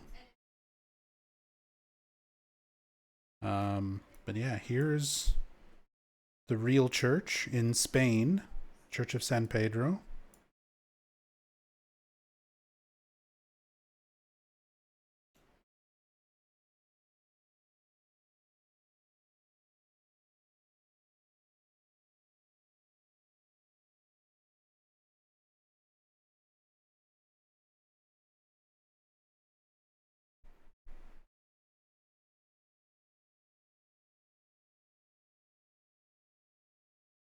And here is the church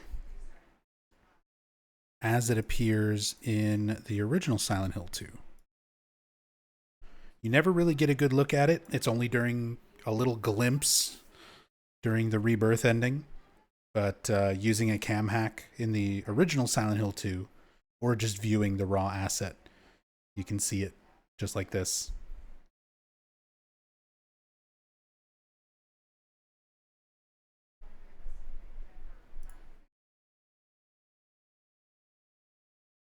And then there it is in the remake.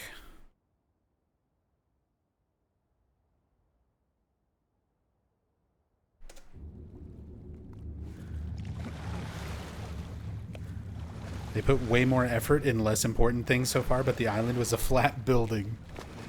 Yep.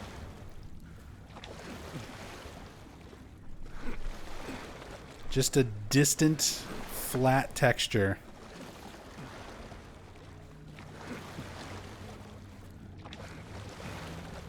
That you never even really get the opportunity to see. This FOV is crazy. Well, I want to see a lot of these cutscenes with different perspective, and the cam hack doesn't work while a cutscene's playing. So I try to pull the FOV like super far back whenever I know a cutscene's about to play. We get some interesting perspectives. Some really cool shots like this, some really cool views. Sometimes some weird stuff that happens that's normally outside of the frame.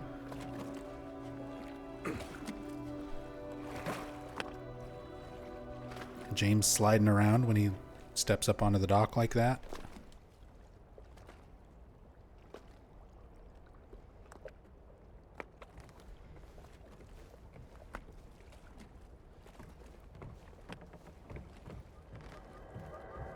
Oh, there's our UFO sound.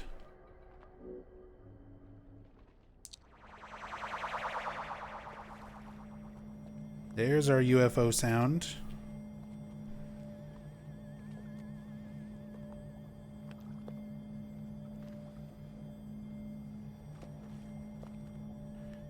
Gotta hit the A pose. Look at this glowing gem.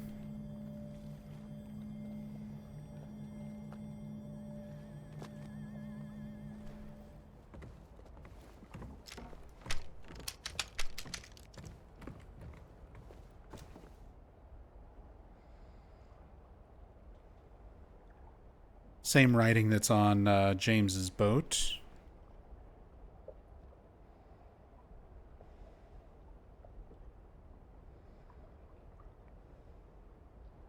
And points for the aliens. We will see if the aliens accept our points.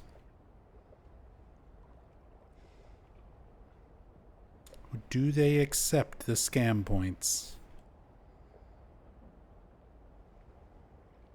Writing in numbers on the actual life vests.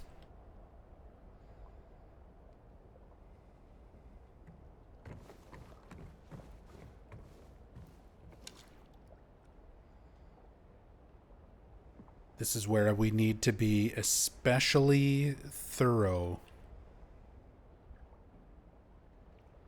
Looking around the hotel. There's a lot of details. And I'm determined to discover some light bulbs hiding in a can somewhere. They must exist. Lakeview Boat Rentals. There's the Rebirth Church again. Church of San Pedro in the background. Spend unforgettable moments on Toluca Lake. These waters will bring you peace. $15 for the day.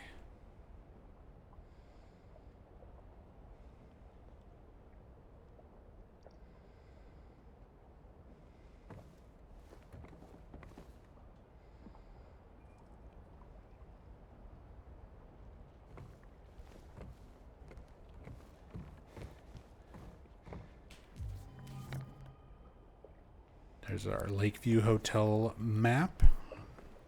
At least for the garden area.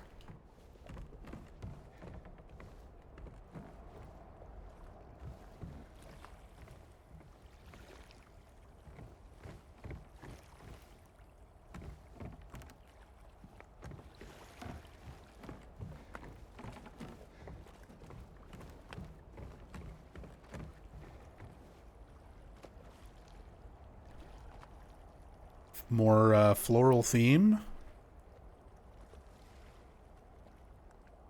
Lots of flowers, lots of recurring flower themes all throughout the game. Flowers on that towel pattern.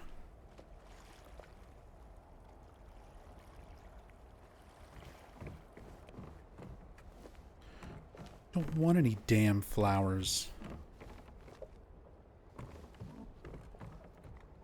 Just go home already.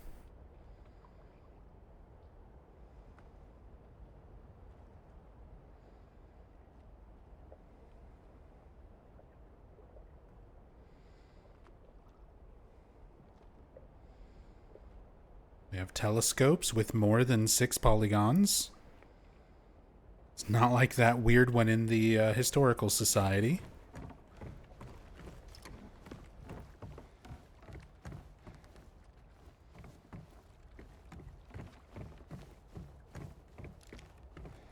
Same ice cream carts as Rosewater Park.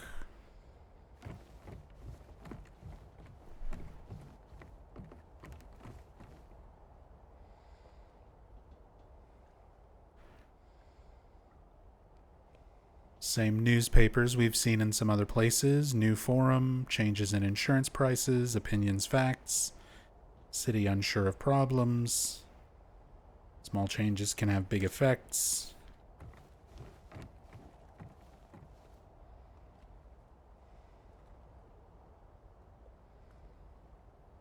$0.25. There's the view.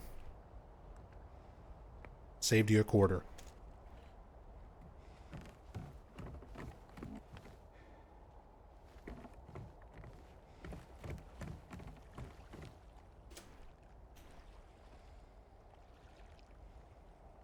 Pair of glasses and a book.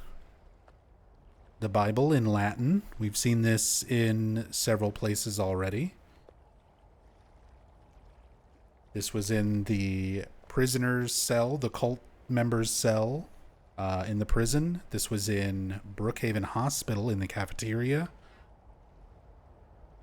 A few different spots. It's also here with a pair of glasses. Welcome to Neighborhood Cafe chalkboard. Seen that all over the town.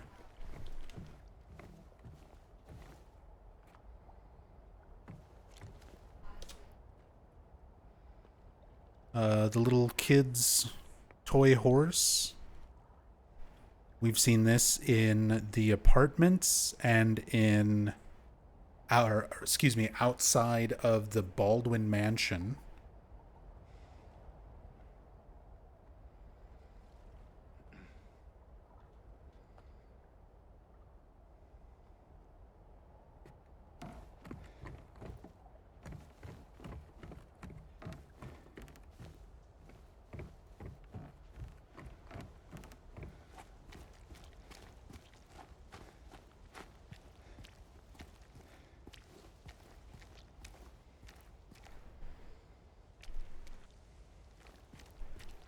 Do we also not get the "this place hasn't changed at all in 3 years" dialogue, or does it happen when you get closer to the hotel?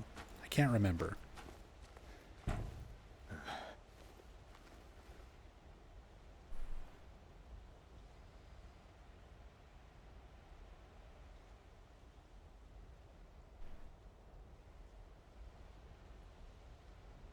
Because in the original, it's as soon as you row up to the dock.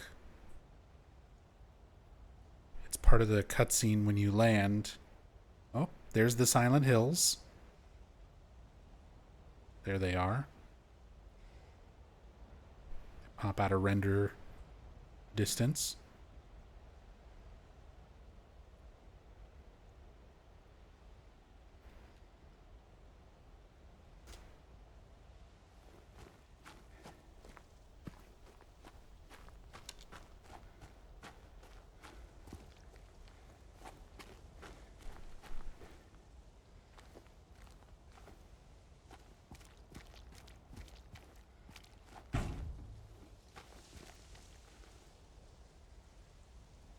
Been waiting to see the gardens in full. Same. There's a lot of stuff here at the hotel I've been waiting to see with the benefit of the cam hack.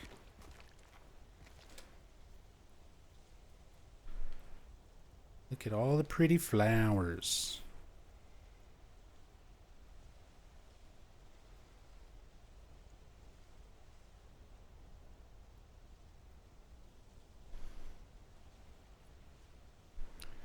No light bulbs in the lamppost. They're all inside in their cans. I'm sure of it.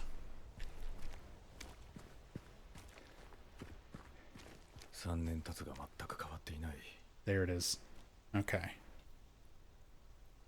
So it's like as you're coming up the stairs, kind of a weird spot where you're still too far to really see the hotel. Although it's very distant in the original as well, from the docks to the front of the hotel with all the fog. You barely see it.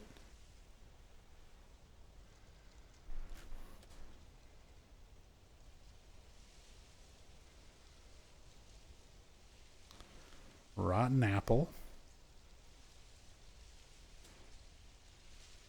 Place your bets. Will James fancy finger? Will we get a fancy finger? Hold on. Can't I run a poll?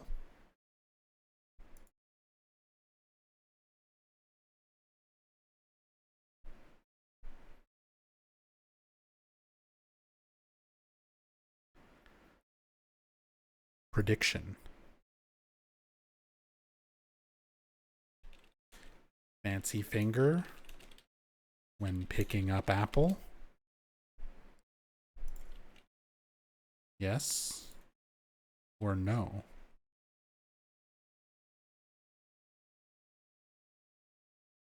You have 1 minute.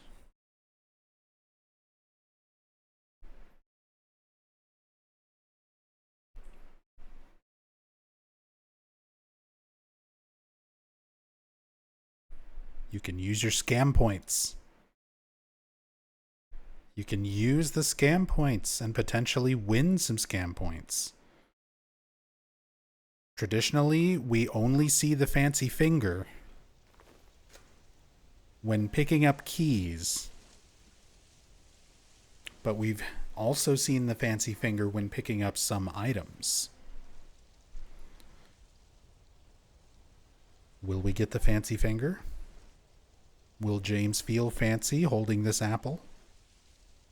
What do you think?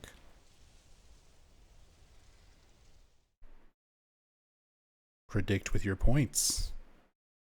We're currently at 11,490 for yes, 25,373 for no.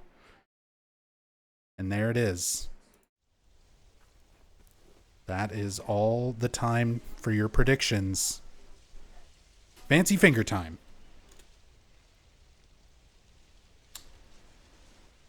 We are fancy about apples. We are fancy about apples here. Manage prediction. Choose outcome. Yes.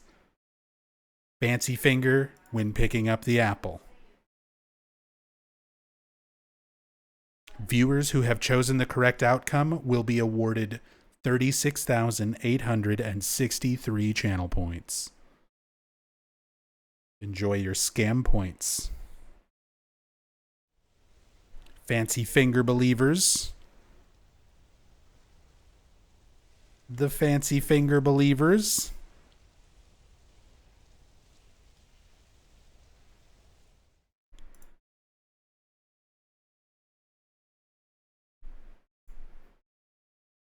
Wait, can I see the Wheezy? Got a bunch of points. Wheezy Lipe? Wheezy Lipe?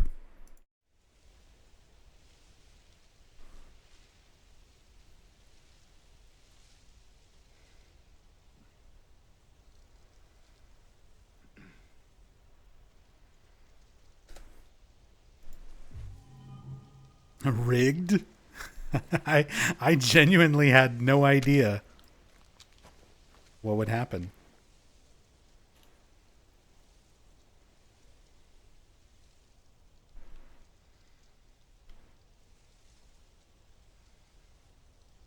I had no clue how fancy James would be feeling about holding that apple. It's really been so few times where it's been an object and not a key. It happens for like every key, but only a few objects James has gotten the fancy finger over. Gotta believe in the finger. Lost one of the east. Lone one of the east. I can't read. Out of the water's safety. Now lost out of breath. It's getting ahead of myself reading it. Lone one of the east. Out of the water's safety. Now lost. Out of breath.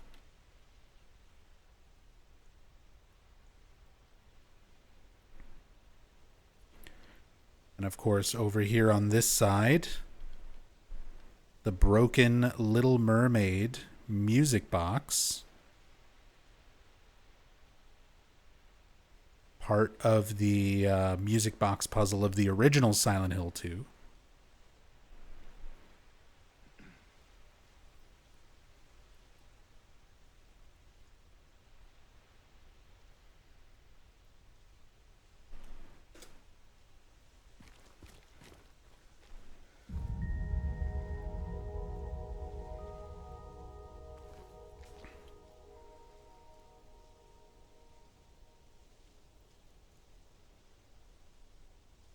And the fishy.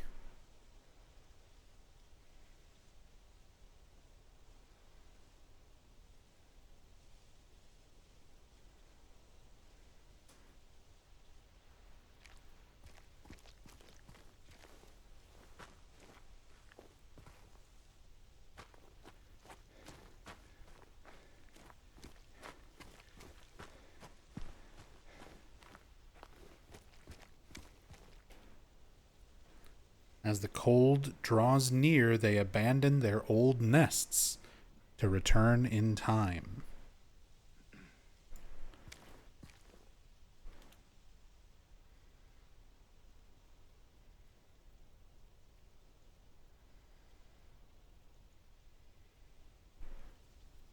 Birdie. Birdie, birdie.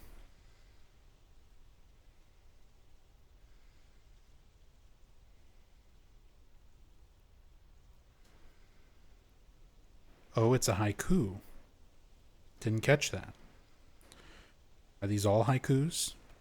As the cold draws near, they abandon their old nests to return in time. 575.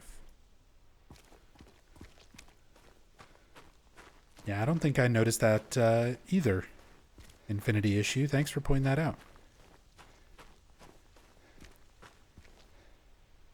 Lone one of the east, out of the water's safety, now lost out of breath. Yeah, 575.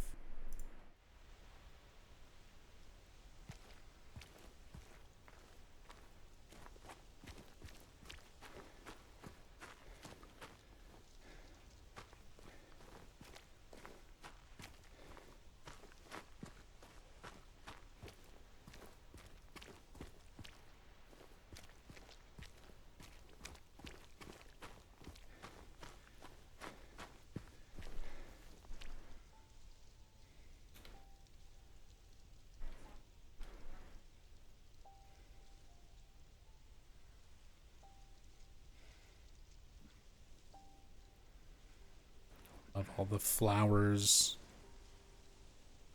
This whole like expanded garden area. Remake did a great job with the hotel.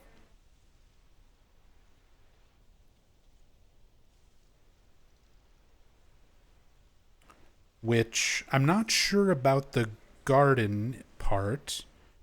But a lot of the exterior and 100% this part of the interior are based on the real life Stanley Hotel, which was the inspiration behind the Overlook Hotel from Stephen King's The Shining.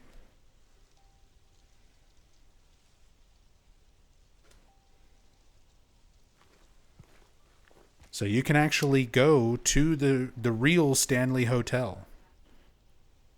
And it looks a lot like this.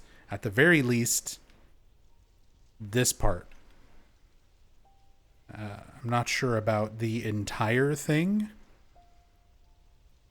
But this is straight up just like the Stanley lobby.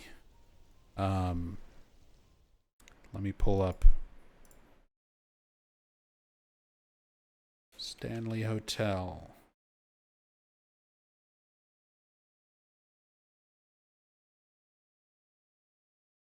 Which is located in Estes Park, Colorado.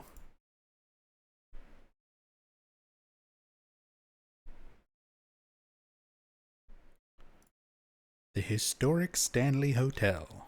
Yeah, it is pretty similar from the exterior as well. So here is an exterior shot.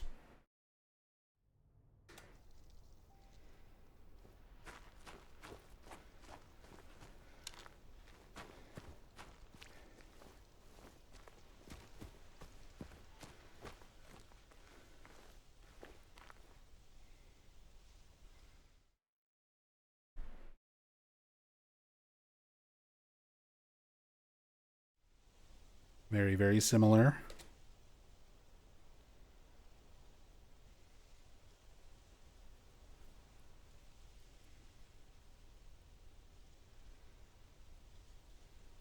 Not exactly.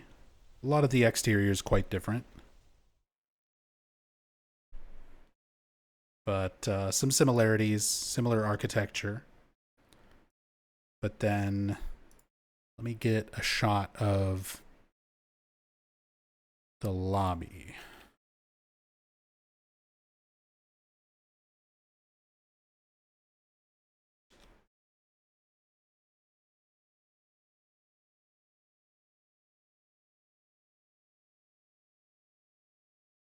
Here's the lobby and the front desk for the Stanley Hotel.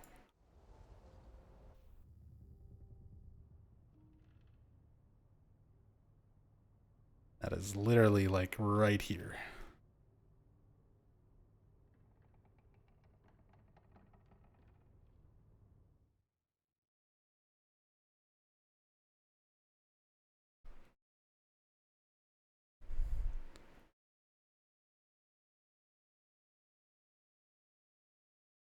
Like I can line this shit up.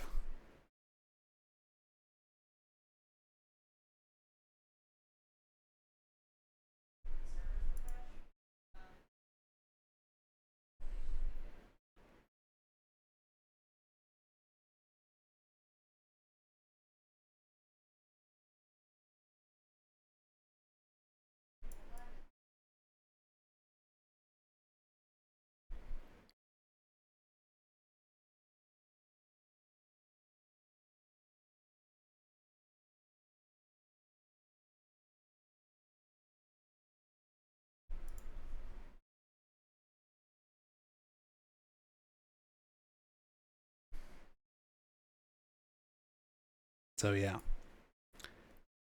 Huge inspiration behind the Remake Hotel. Very heavily based on the Stanley Hotel. Because it is the Stephen King Shining Hotel. It's basically the real life Overlook.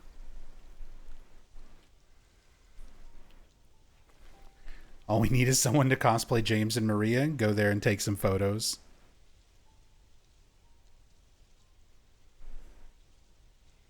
This section of the garden is closed for maintenance. Sorry for the inconvenience. Break the chain with my rotten apple. Hey, Sakura. Wondered on what fresh hell of a stream I had walked into? We're finally at the hotel. Looking at all sorts of cool stuff. We're finally gonna get to some canned light bulbs.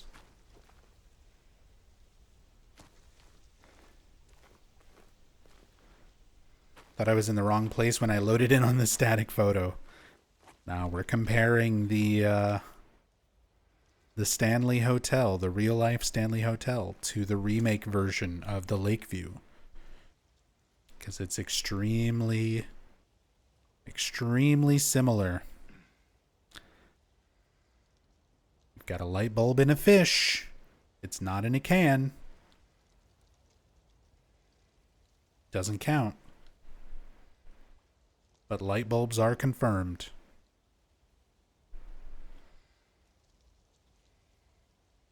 Large one of the West, tempted by the lure's appeal, failed to resist it. Another haiku, another fish, and a bulb.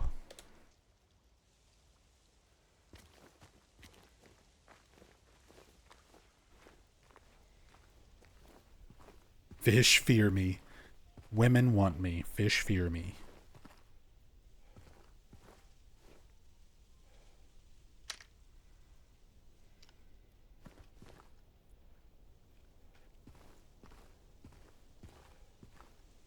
At least we have a light bulb where it's not supposed to be. That's a start. Exactly. There's no way there'd be all these other references to super obscure things in the other games and all the details that have been hidden in the environment, all the little Easter eggs. There's no way there's not a can of light bulbs somewhere in this hotel.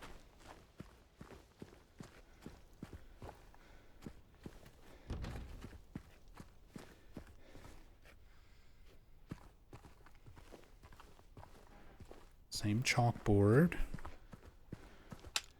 Lakeview Hotel. Although this was something that I thought was a little bit strange. Let me pull it up.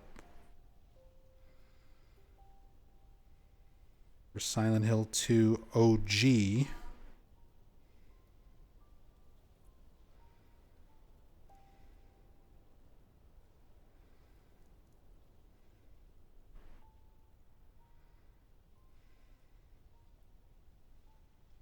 Trying to see how it's stylized, because I've always seen it as Lakeview, all one word.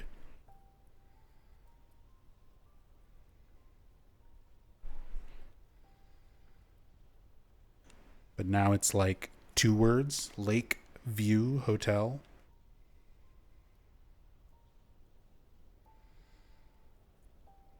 Just for the remake. But I think there was an instance in the original where it's written out as two separate words. And I can't remember where. It might be on the map?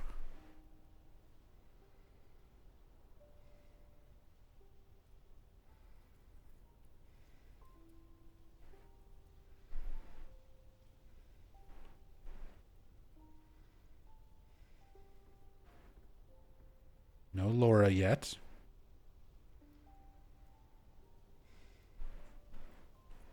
Like, I think in most cases in the original, it's all stylized as Lakeview, like all one word. Except for like one place. And I can't remember where.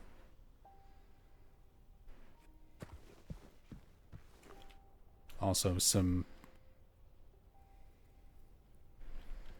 somewhat obvious writing. Special places spark fires that warm our hearts forever. This is it. This is your special place. The way Mary talked about it, the way James talks about it. We have it in writing. Special place. Warming that heart forever. Also sparking fire. The hotel burned. The hotel was very badly burned. Fire damage and water damage. And then welcome back. The placard says welcome back. It's actually welcoming back James. Because this is the Otherworld Hotel, by the way.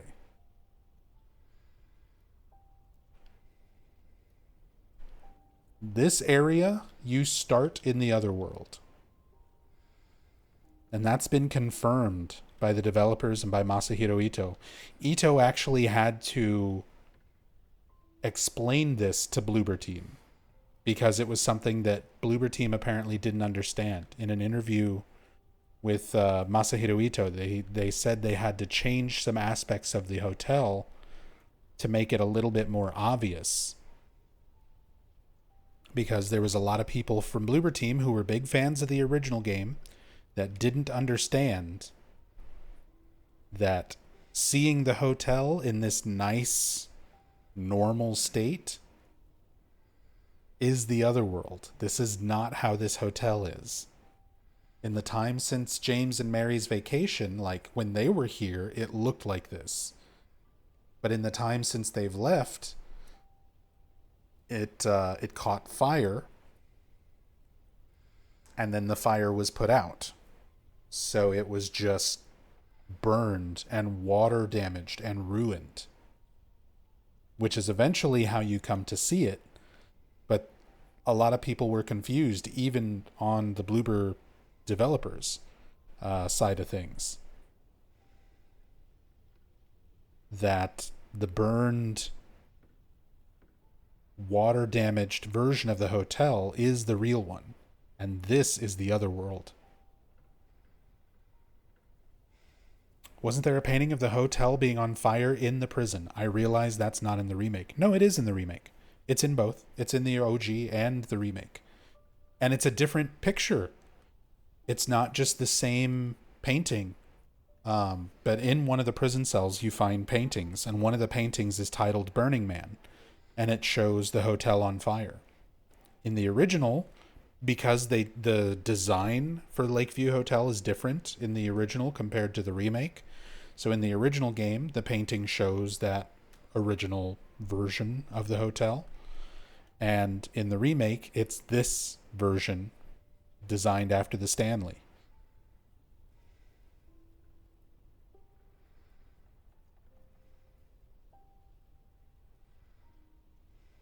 But the Burning Man painting is in both. Whole time you thought it was cut from the remake? Hey, there's a lot of stuff that's very easy to miss. And it's an optional part of the prison, like that little area. It's very easy to miss it.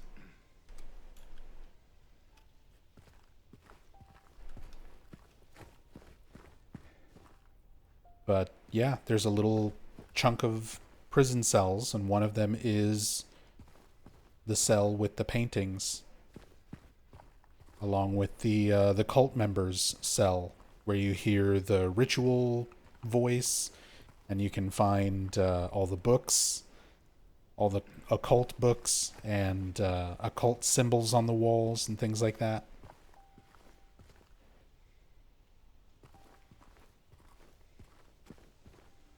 All of that is there.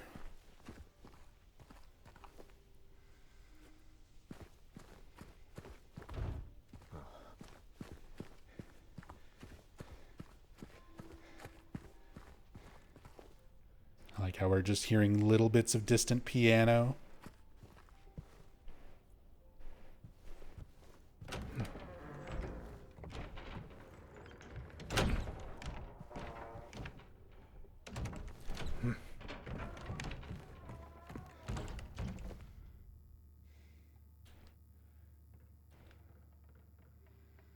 Lakeview Hotel.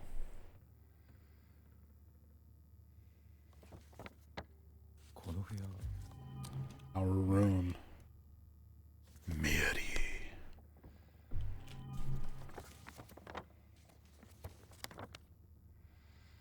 So, of course, it shows us 3rd floor first. Room 312. Waiting for you, written on it.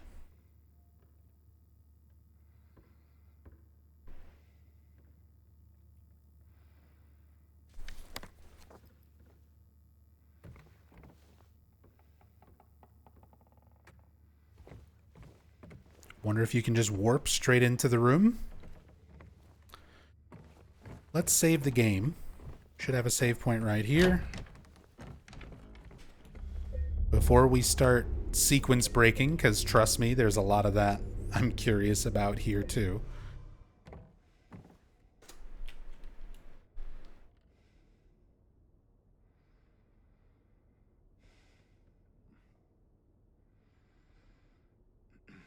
Well, first we gotta warp up here and see what all loads in.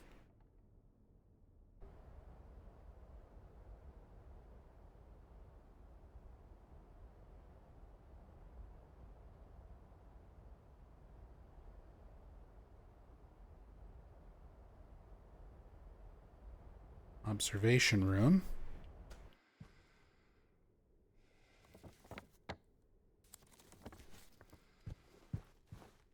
There's 312.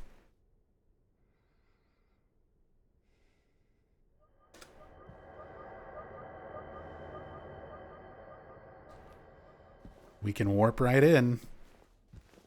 And we got the sound for the UFO ending, so can we just get the UFO ending right now?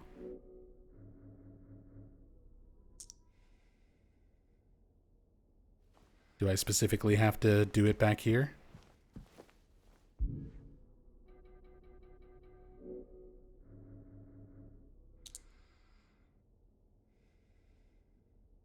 It made the sound. Was I too slow? Hold on.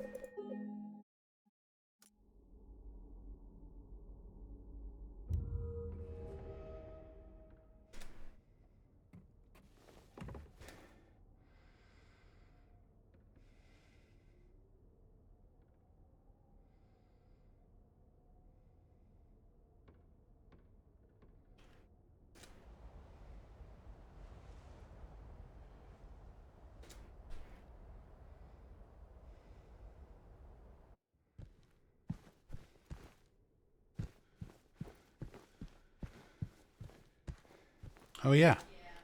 Mira's control. It sure is. Now I'm in control.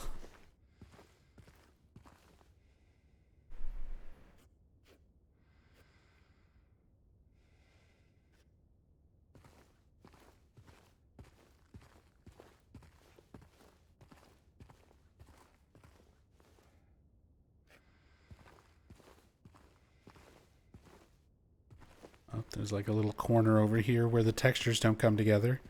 Yeah, Mira's on a lunch break.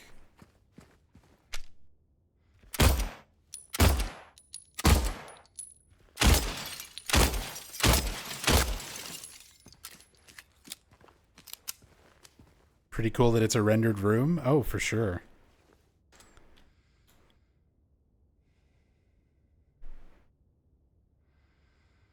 It's even like worn out in the shape of the dog. Is that just me?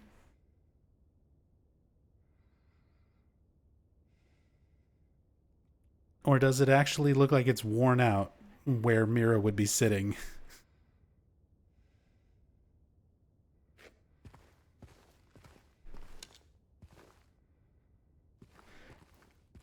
The big red button. The shiny candy-like button.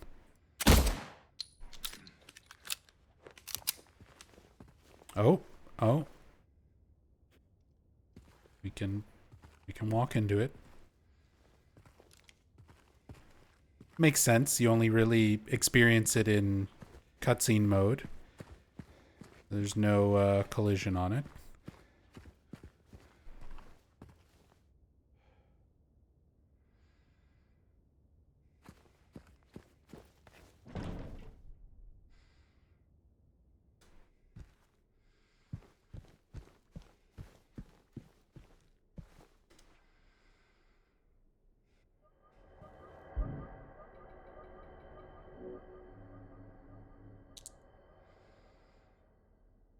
Okay, so it makes this sound.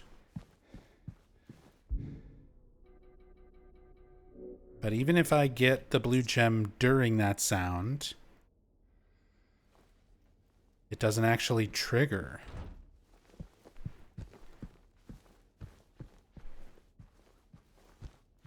Now, did I miss any of the areas where I was supposed to use it?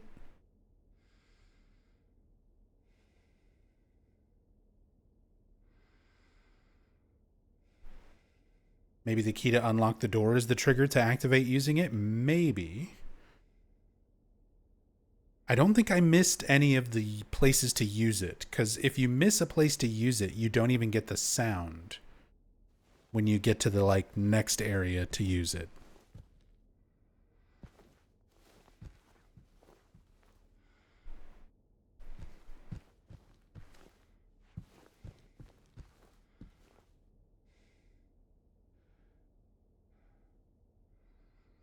There's probably something else that goes along with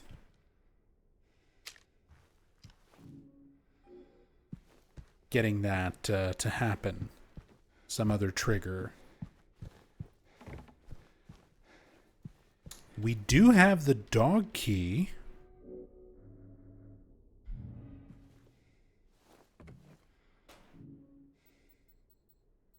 Does this just work?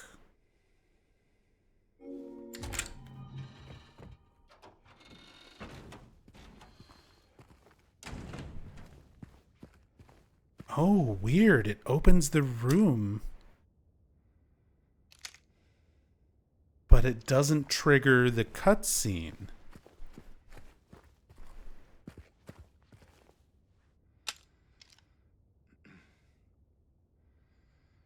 UFO charm 4 times total in the OG. I mean, this is day 26. I probably did, but I don't remember everything that I did over the last, like, month and a half of playing this. Because it's all been so spread out. SH2, Remake, UFO, locations.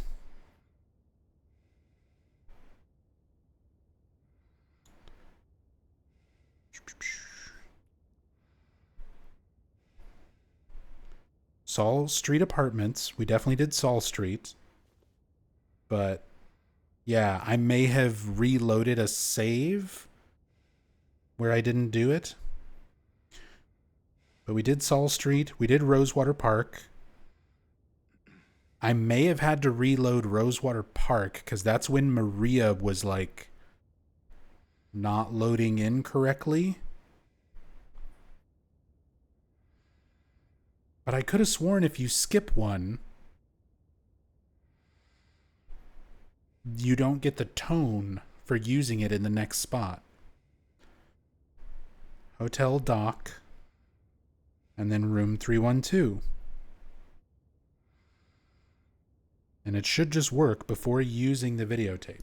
So there's probably one of two things. Either I reloaded a save where I didn't use it, like I used it and then something broke and then I reloaded a save and I forgot to use it after reloading.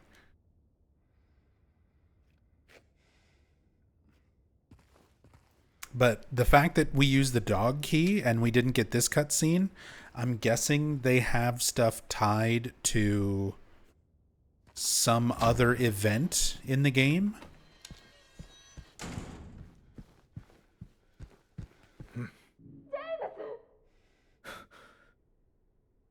Oh, we get the merry voice line from this side of the door. James.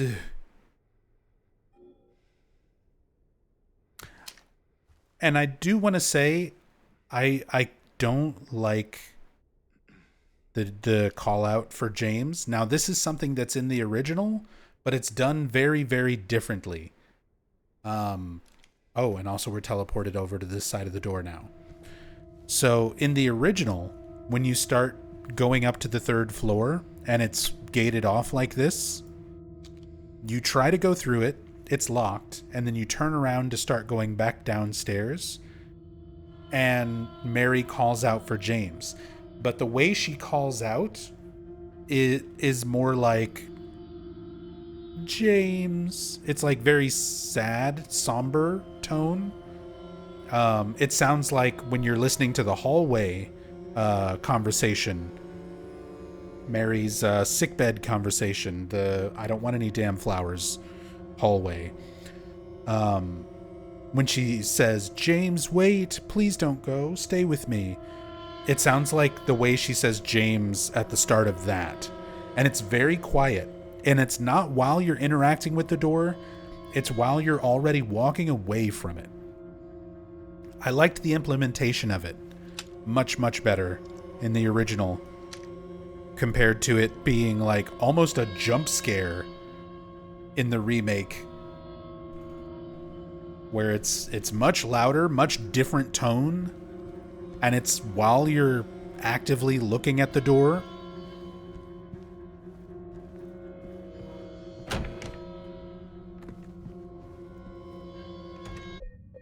Okay.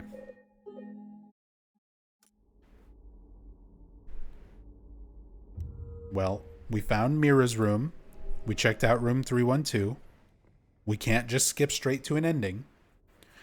So it's probably waiting for the music box to be solved, or having the gate unlocked to the third floor. There's some other trigger that the game is looking for before it will actually let those cutscenes happen. Maybe you need the tape, maybe. It might be expecting you to have the tape. Usually, I would think, rather than being tied to inventory, it's almost always in games tied to an event. So it's like, what major events do you have to do before third floor? You need to do the music box puzzle. You need to have the key to the third floor. I feel like it would be one of those two things, if not both. All right. Time to start looking at every little thing in the Lakeview Hotel. I love the texture of these things on the desk. The like leather. Enjoy your dream vacation with us. More dream motif. Lakeview Hotel. Check-in time 4. Checkout time 10.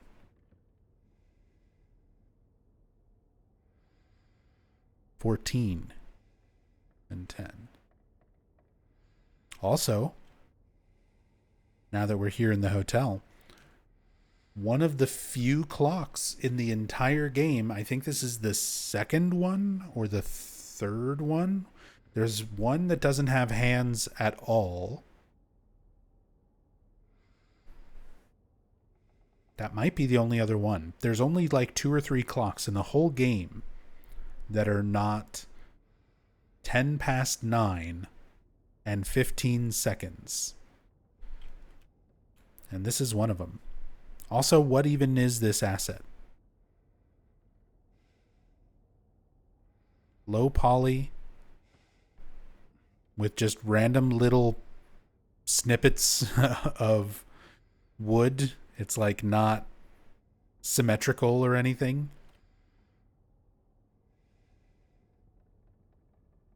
Clock's drunk.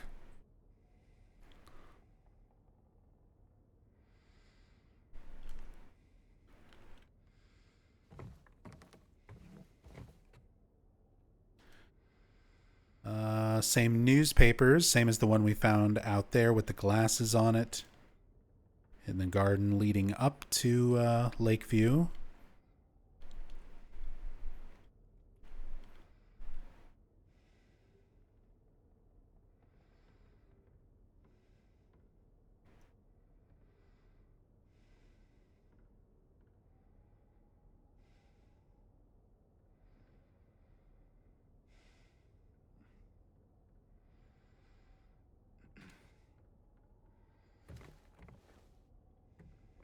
Storing all items before going to the elevator may have some triggers too. Possibly. That's another big event. We have a few sort of like key progression events that typically will happen before you get to the 3rd floor.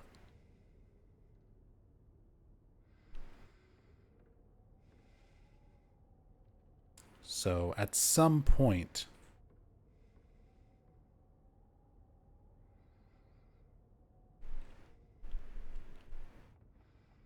we'll have to see what that is. We'll have to do some testing.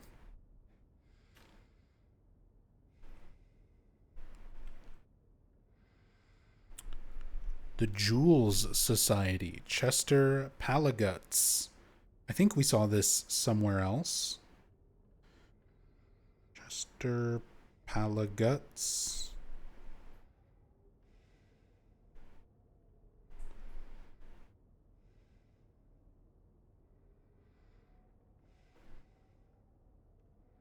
Searching to see if this is anything in real life.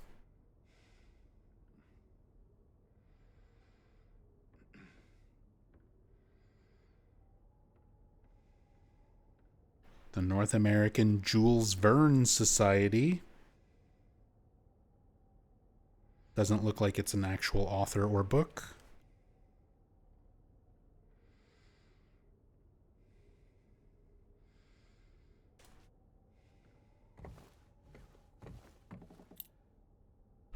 Room 312 key and ornamental key.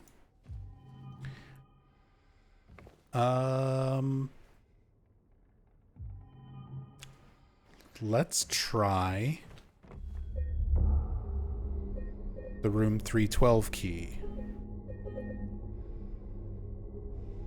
The fancy finger? Don't worry. We know the fancy finger was there. It's a key. But I'm curious if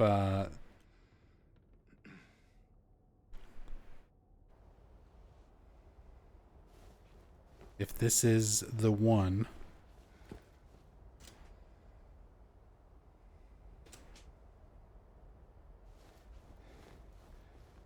Wait, am I in the wrong hallway?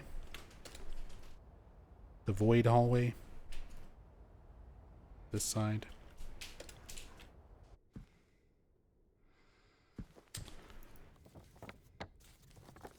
That's the 2nd floor.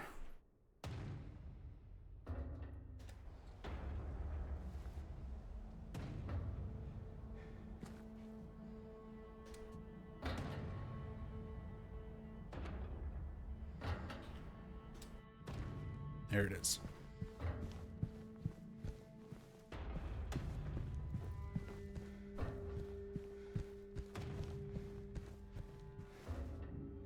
Let's see if opening this with the actual key lets the UFO ending happen.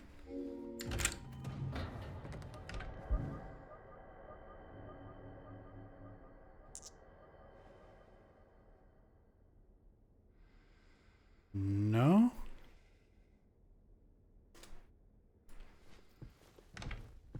So it's not just opening this room with the key.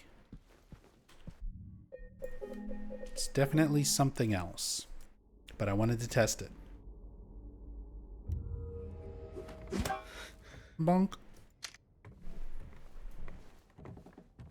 Jules Verne wrote 20,000 Leagues Under the Sea. Yeah, but that you don't understand. You don't understand, Zitzen. It doesn't say Jules Verne. It says Chester Palaguts, The Jules Society. And when I was Googling this, there is no author named Chester Palaguts that I could find, or person in general. And there is no book called The Jules Society. The closest thing that I could find in a quick search was the Jules Verne Society, which is not what this is.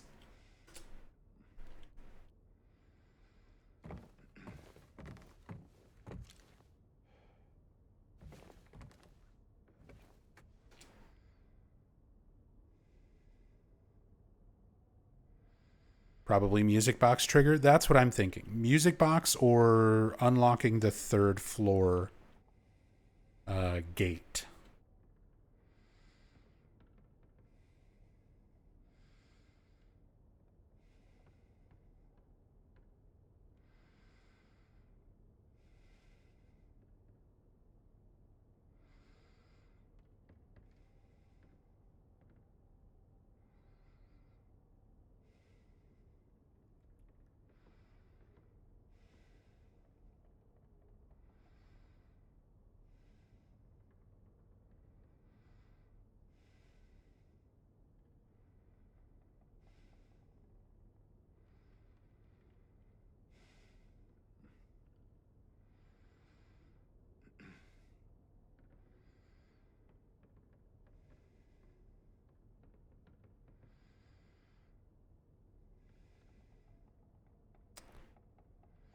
Oops.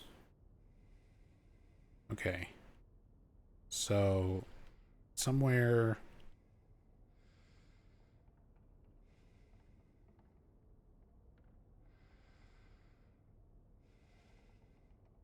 There's that.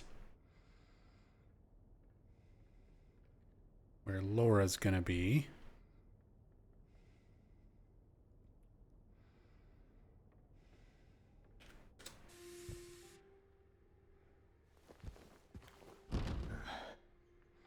So I want to go check out the kitchen behind the bar.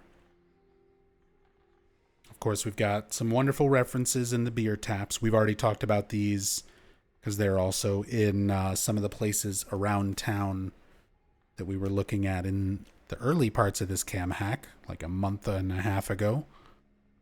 But Red Velvet, reference to Blue Velvet, wonderful film by David Lynch. It is heavily referenced in Silent Hill 2.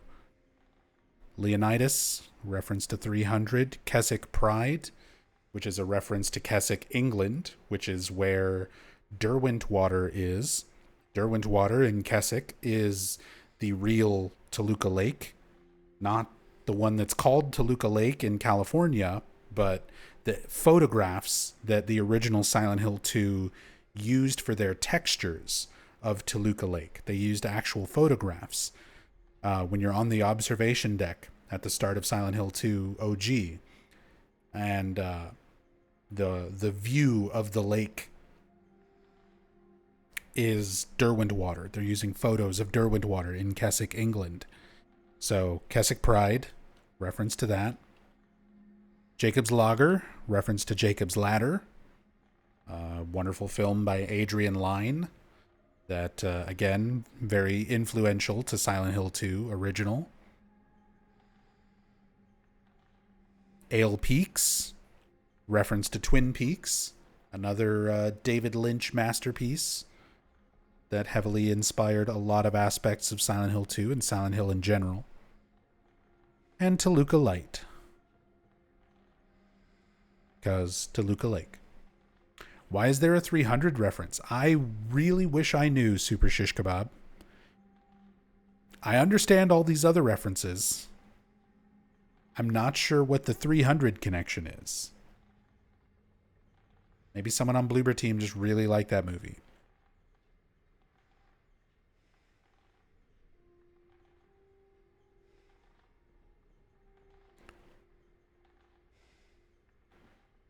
All the alcohol bottles that we've been seeing throughout the town. The old Polish whiskey. Original whiskey. Bourbon. Old whiskey. Strange photo.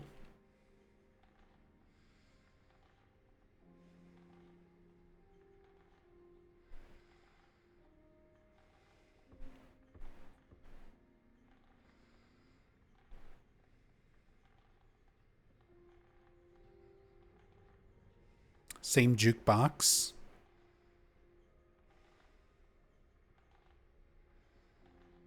Yep, same background artwork and everything inside of it that we find in Neely's bar.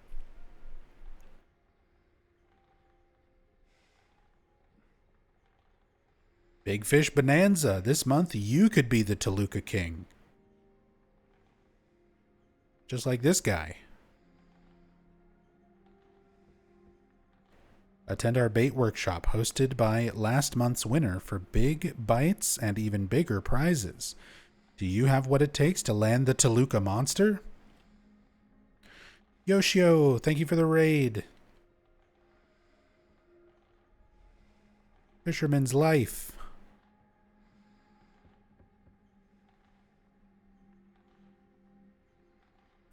Fish. Fishing trophies. Fishing medals. Fishing lures. We'll get a chance to look at all this stuff in more detail as we go on. But we're finally at the kitchen. And I just have to know.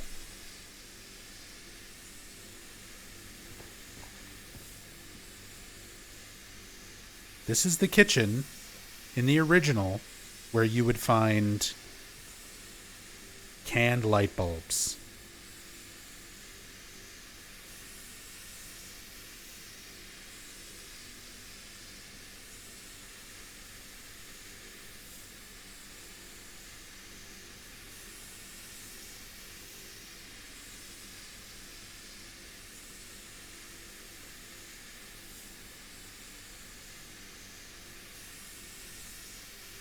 And I want to know. I need to know. Is there canned light bulbs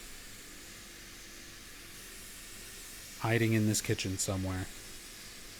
There's cardboard boxes full of cookie and butter cake. Cans of spaghetti.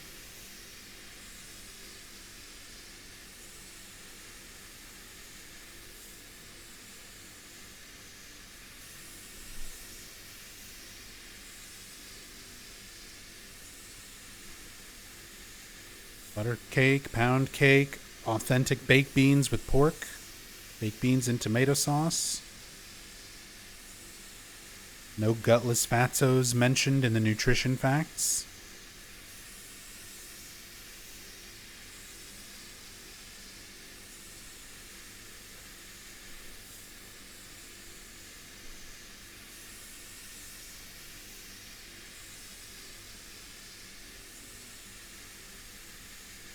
Come on. There's no way Bloober Team would leave out something as important as canned light bulbs. Like, it should have been one of the little, like, memories of the past, like, flashback moments. Whole box of Vice biscuits, cookie, tea, pierogies, cheesecake.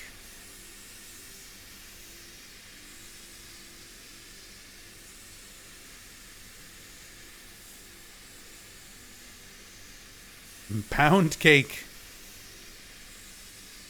I'd like some pound cake.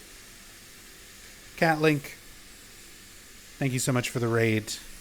There's pound cake. There's enough pound cake for everybody. Pound cake, butter cake, baked beans, sliced peach, specialty fruit, blueberries, cookie, tea, pierogies, strawberry cheesecake. I love cookie. They left out the light bulbs. That's the main thing I've been waiting for. This is... Welcome, everybody. I'm Nub Zombie. This is day 26. For 26 streams, I have been very slowly, meticulously making our way through Silent Hill 2 Remake with this cam hack mod and looking at all of the little details and Easter eggs and out of bounds, everything that we possibly can. And the whole time, I've been wondering, because I've played this game several times already, and there are so many little references and Easter eggs and everything else throughout this whole playthrough. We found some really, really cool stuff. References to the original, references to other games, some pretty deep cuts in some Easter eggs and things. But the one thing I was really surprised that I didn't see in any of my playthroughs was canned light bulbs. There's a notorious sort of puzzle in the original Silent Hill 2 where you have to get a can opener and open up a tin can, and inside is light bulbs. And you have to use that light bulb on a lamp to be able to see a door clearly enough to use a key on it. And Bloober completely removed that whole puzzle aspect. And in every other instance in this game where they removed a puzzle, like in the prison in the original Silent Hill 2, there's a door, a trap door in the ground you have to open with a horseshoe and a wax doll and a lighter, where it's like you melt the wax into the place where the handle would go and you put the horseshoe in like a handle and then it opens. They reference that stuff. They give you specific little things that you can interact with called memories of the past or remnants of the past that give you like a little tone. You get an achievement for like finding all of them. So anytime they change a puzzle, usually they put a reference to it. They didn't do that for the canned light bulbs, which led me to believe they're probably hidden in the environment as an Easter egg somewhere. But here I am in the kitchen where the canned light bulbs should be, and I'm not finding them. And it just seems so weird to me that Bloober Team would include so many Easter eggs and so many references and so many callbacks and not that one. They got Snakebite Whiskey.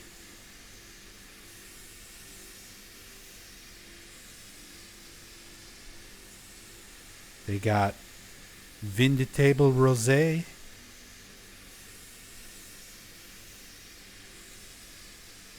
They got moldy fruit and potatoes and broccoli,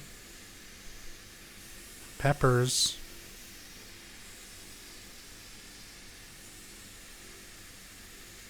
Garlic, melon,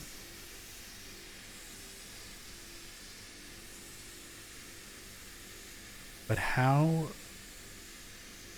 could they not include canned light bulbs anywhere?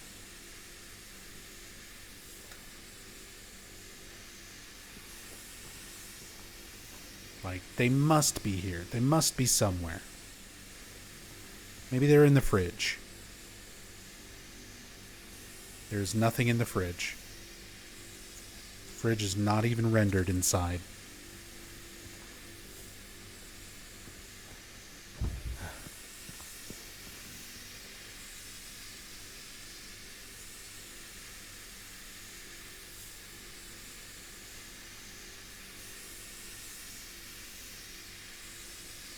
Any more cans? Any cans? Maybe they're in this room.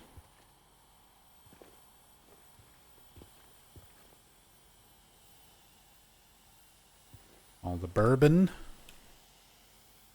Straight bourbon whiskey. Bourbon.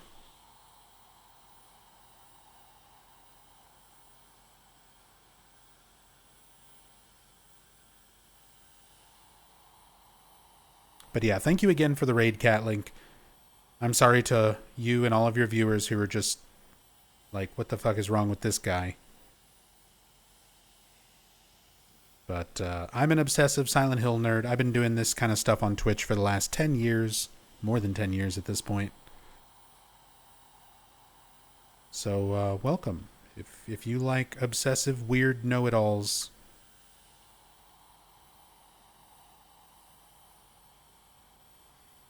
when it comes to Silent Hill, I'm your guy.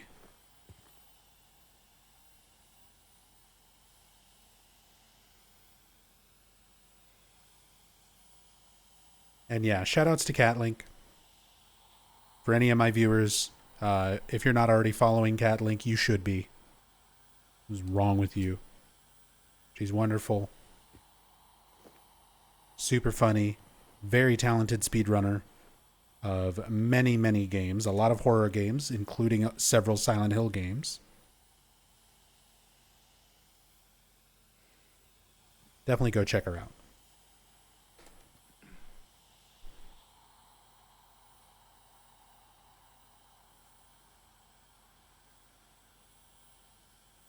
What have you been up to, Kat? What were you streaming? Are you on the Death Stranding 2 grind like so many others?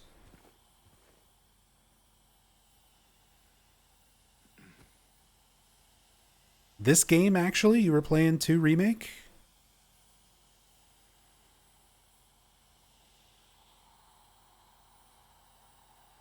Very nice. Been doing a very slow Silent Hill marathon, and this is the last one. Oh, that's awesome.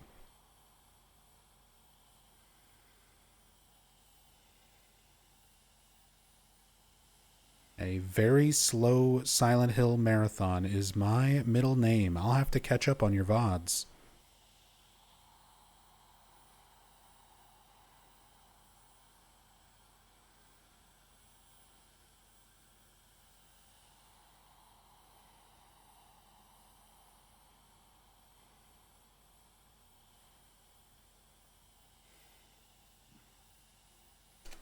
But right now I'm on the hunt. I want them bulbs. Those tasty canned light bulbs that you can only get from the Lakeview Hotel.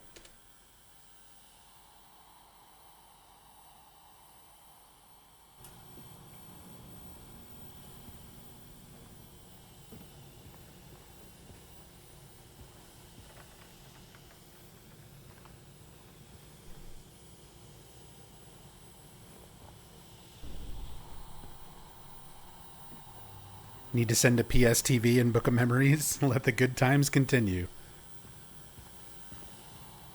Book of Memories is the only one you haven't touched? Well, I could send you the PSTV. We've got 2 of them. But I can't really send you my copy of Book of Memories. I mean, I could. But it won't do you much good. It's a little bit melted and fused with a candle from the last time I ever played Book of Memories, so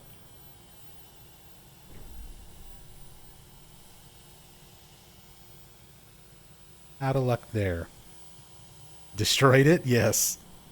I literally melted it after I did all 500 zones. It was one of the worst experiences of my life. And I literally melted my copy of it in a candle on stream. Yeah, Rachel has a copy, but I wouldn't want to deprive her of that joy.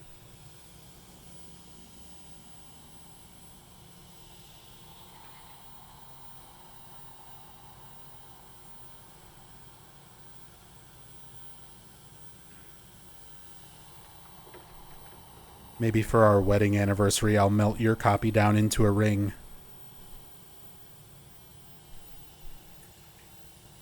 Hey, there's another Old Boy hammer.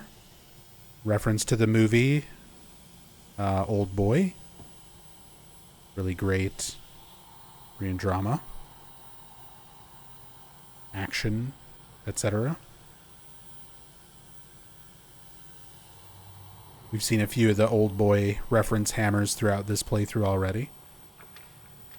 Some Hudson wrenches.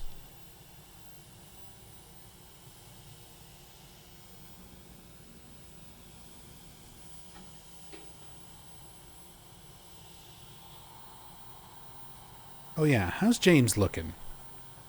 We haven't looked at James's character models in a little bit, pretty much since the Labyrinth. Look how noticeable the stubble has grown. The bruising around the eyes. And the, like, bags under his eyes.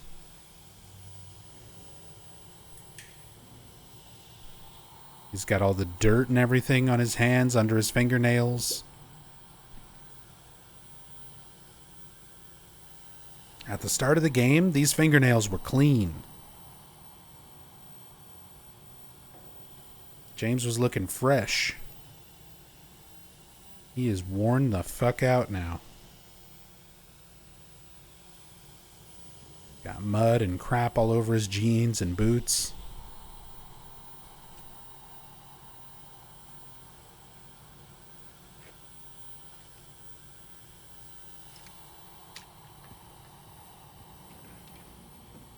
By this point, he's been awake for roughly a day. It's hard to honestly tell, because time and day and night cycle, like, none of that operates on any sort of logic. Nothing really operates on any sort of logic in Silent Hill. So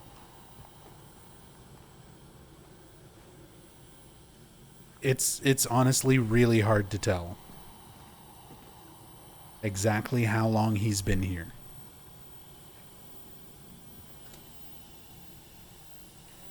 Like, you have the day start turning into dusk once you get to the theater. There's like a lighting change, and then once you get to Brookhaven, everything goes dark and goes to night. But again, time and how things look are not functioning on standard logic.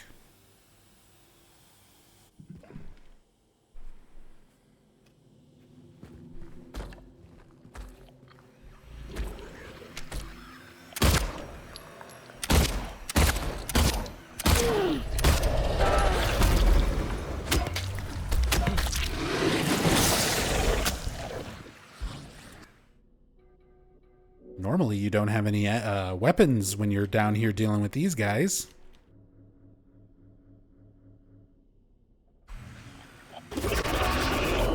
Yes, I know. We scrim.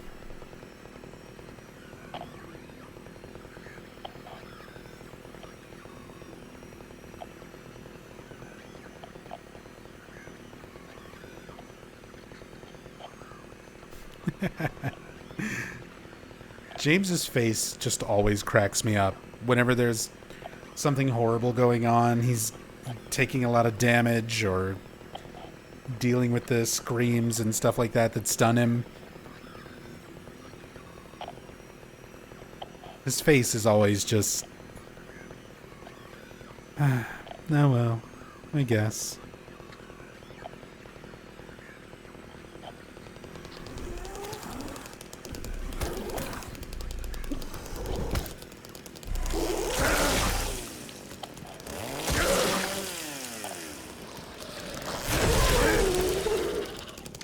Ooh, they can be killed. I was curious. I mean, I guess technically you can backtrack down here once you get all your stuff back out of the elevator. But I don't think I've ever done that and, like, fought these.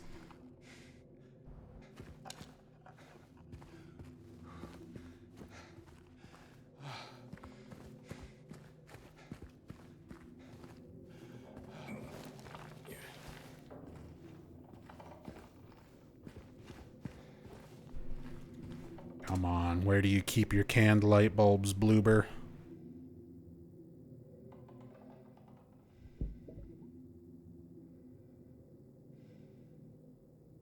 I'm really surprised it wasn't in any of the cans in the kitchen.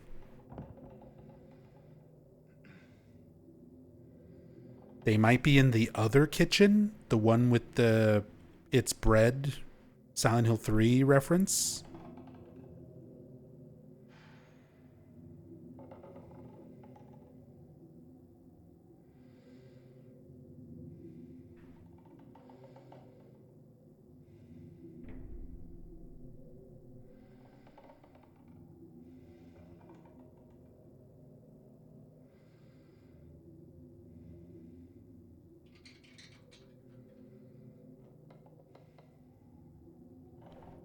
no. Once you're in there, all this stuff is deloaded.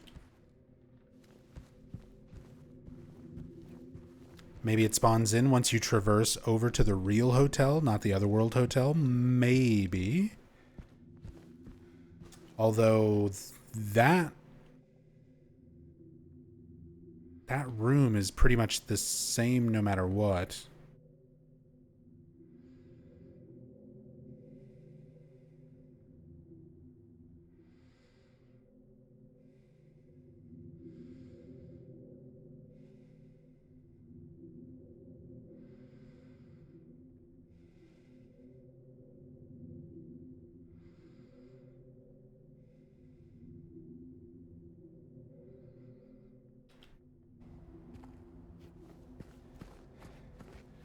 Nope.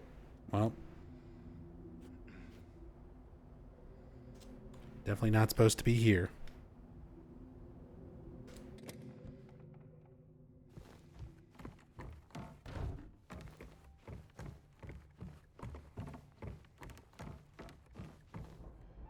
Maybe they're in the gift shop.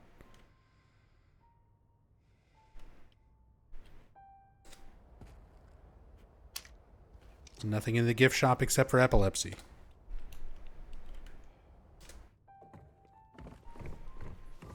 Laura's in there practicing how to play Magdalene.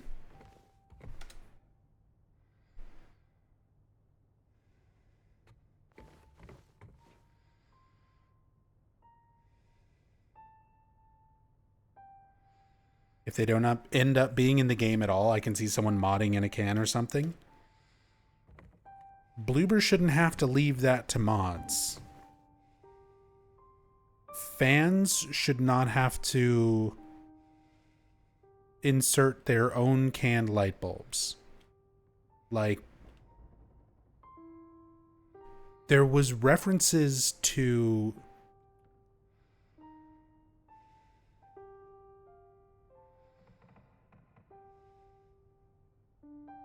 oh, she's not playing Magdalene. I just realized the music there. Do do do do do do do do do do do do do do do do do do. But there's references to like Shoot and Crusher Dan,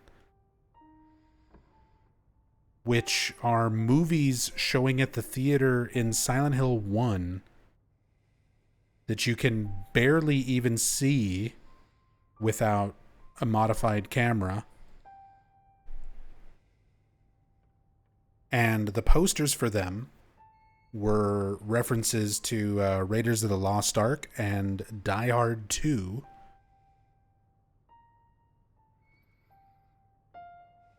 And there's VHS tapes that you can find in the environment that you can only really see clearly with a cam hack.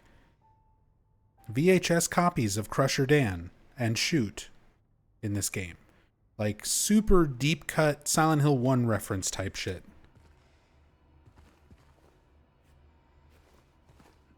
How can they include stuff like that and not canned light bulb? Something that's like a direct puzzle.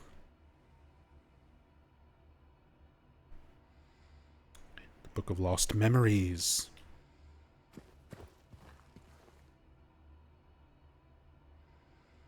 For the rebirth ending. Next to a football, teddy bear, all these little things that kind of coincide with our characters. Football paraphernalia stuff goes along with Eddie. Toys, teddy bears especially, go along with Laura.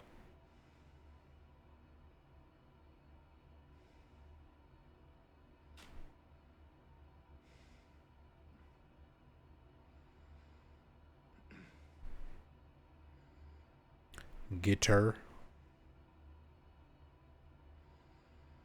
Football.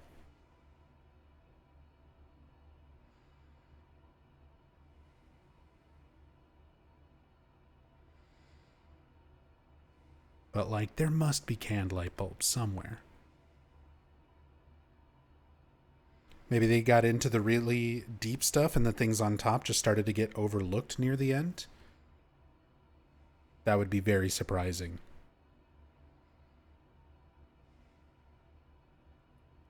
And they already have like other callbacks, other references, the remnants of the past. There's the ones on the fountain out in the garden with the broken music box, the Little Mermaid music box from the OG Silent Hill 2 puzzle. That's the thing. Those almost always are references to puzzles that they changed.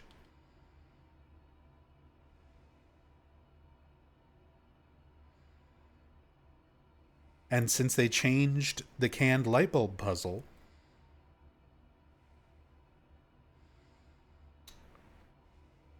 where's our reference? They reference every other puzzle that changed.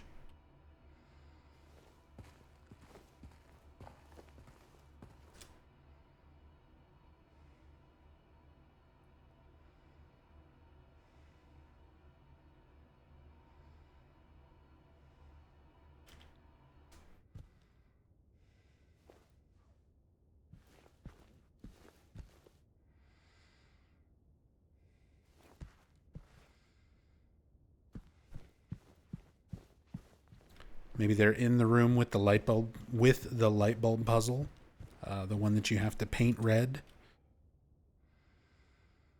Maybe. Perhaps.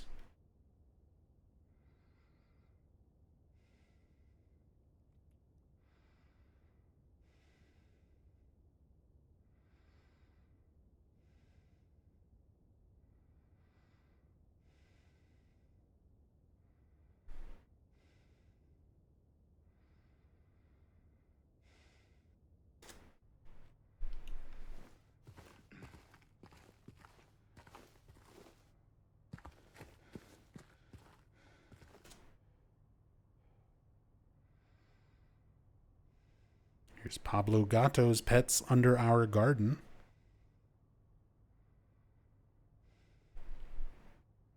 New Damnation. Some other books and things that we've seen.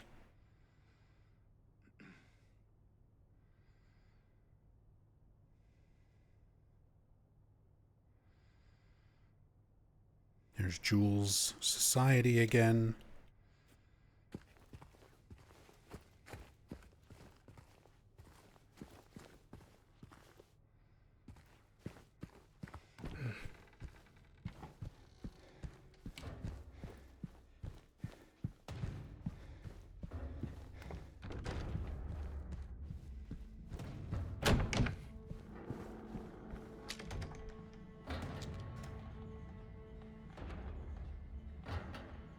Paper cranes.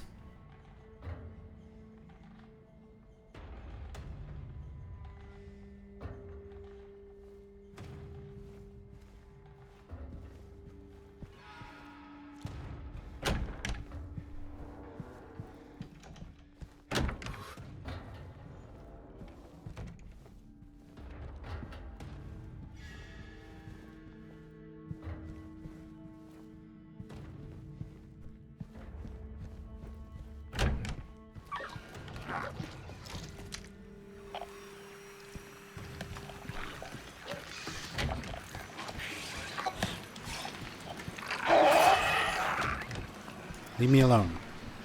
I'm looking for light bulbs.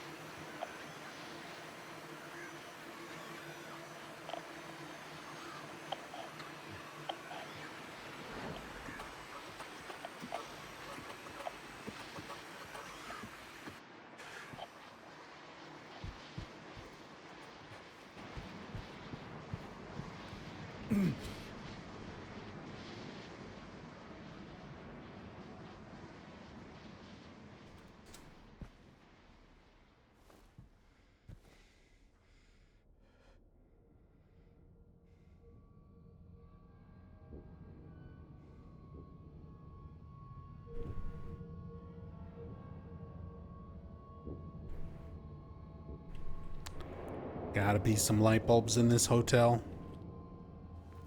Some of those fresh canned light bulbs.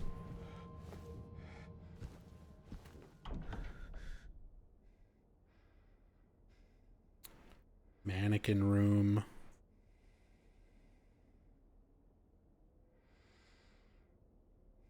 There's the Pamacroni.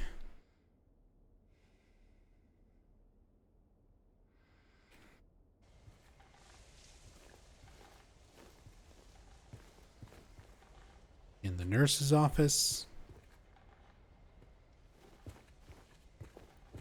No cans.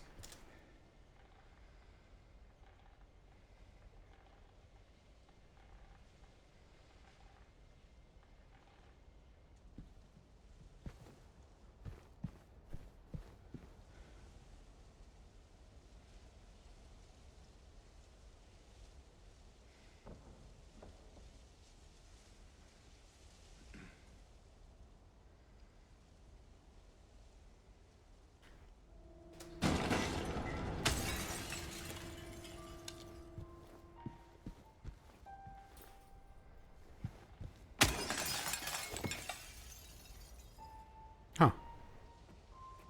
Clipping in here makes that stuff just automatically break through?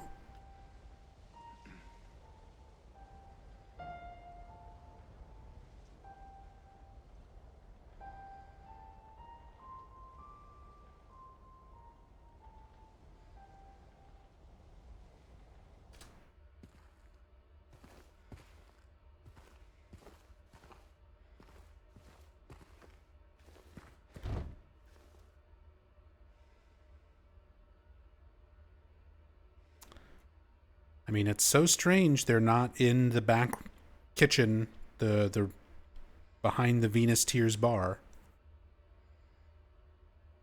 where they would have been in the original.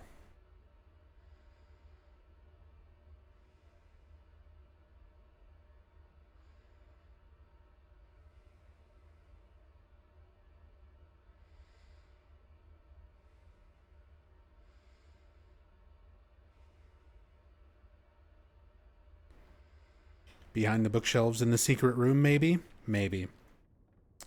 But we're going to have to wait till next time. We're going to have to wait till tomorrow night to find out.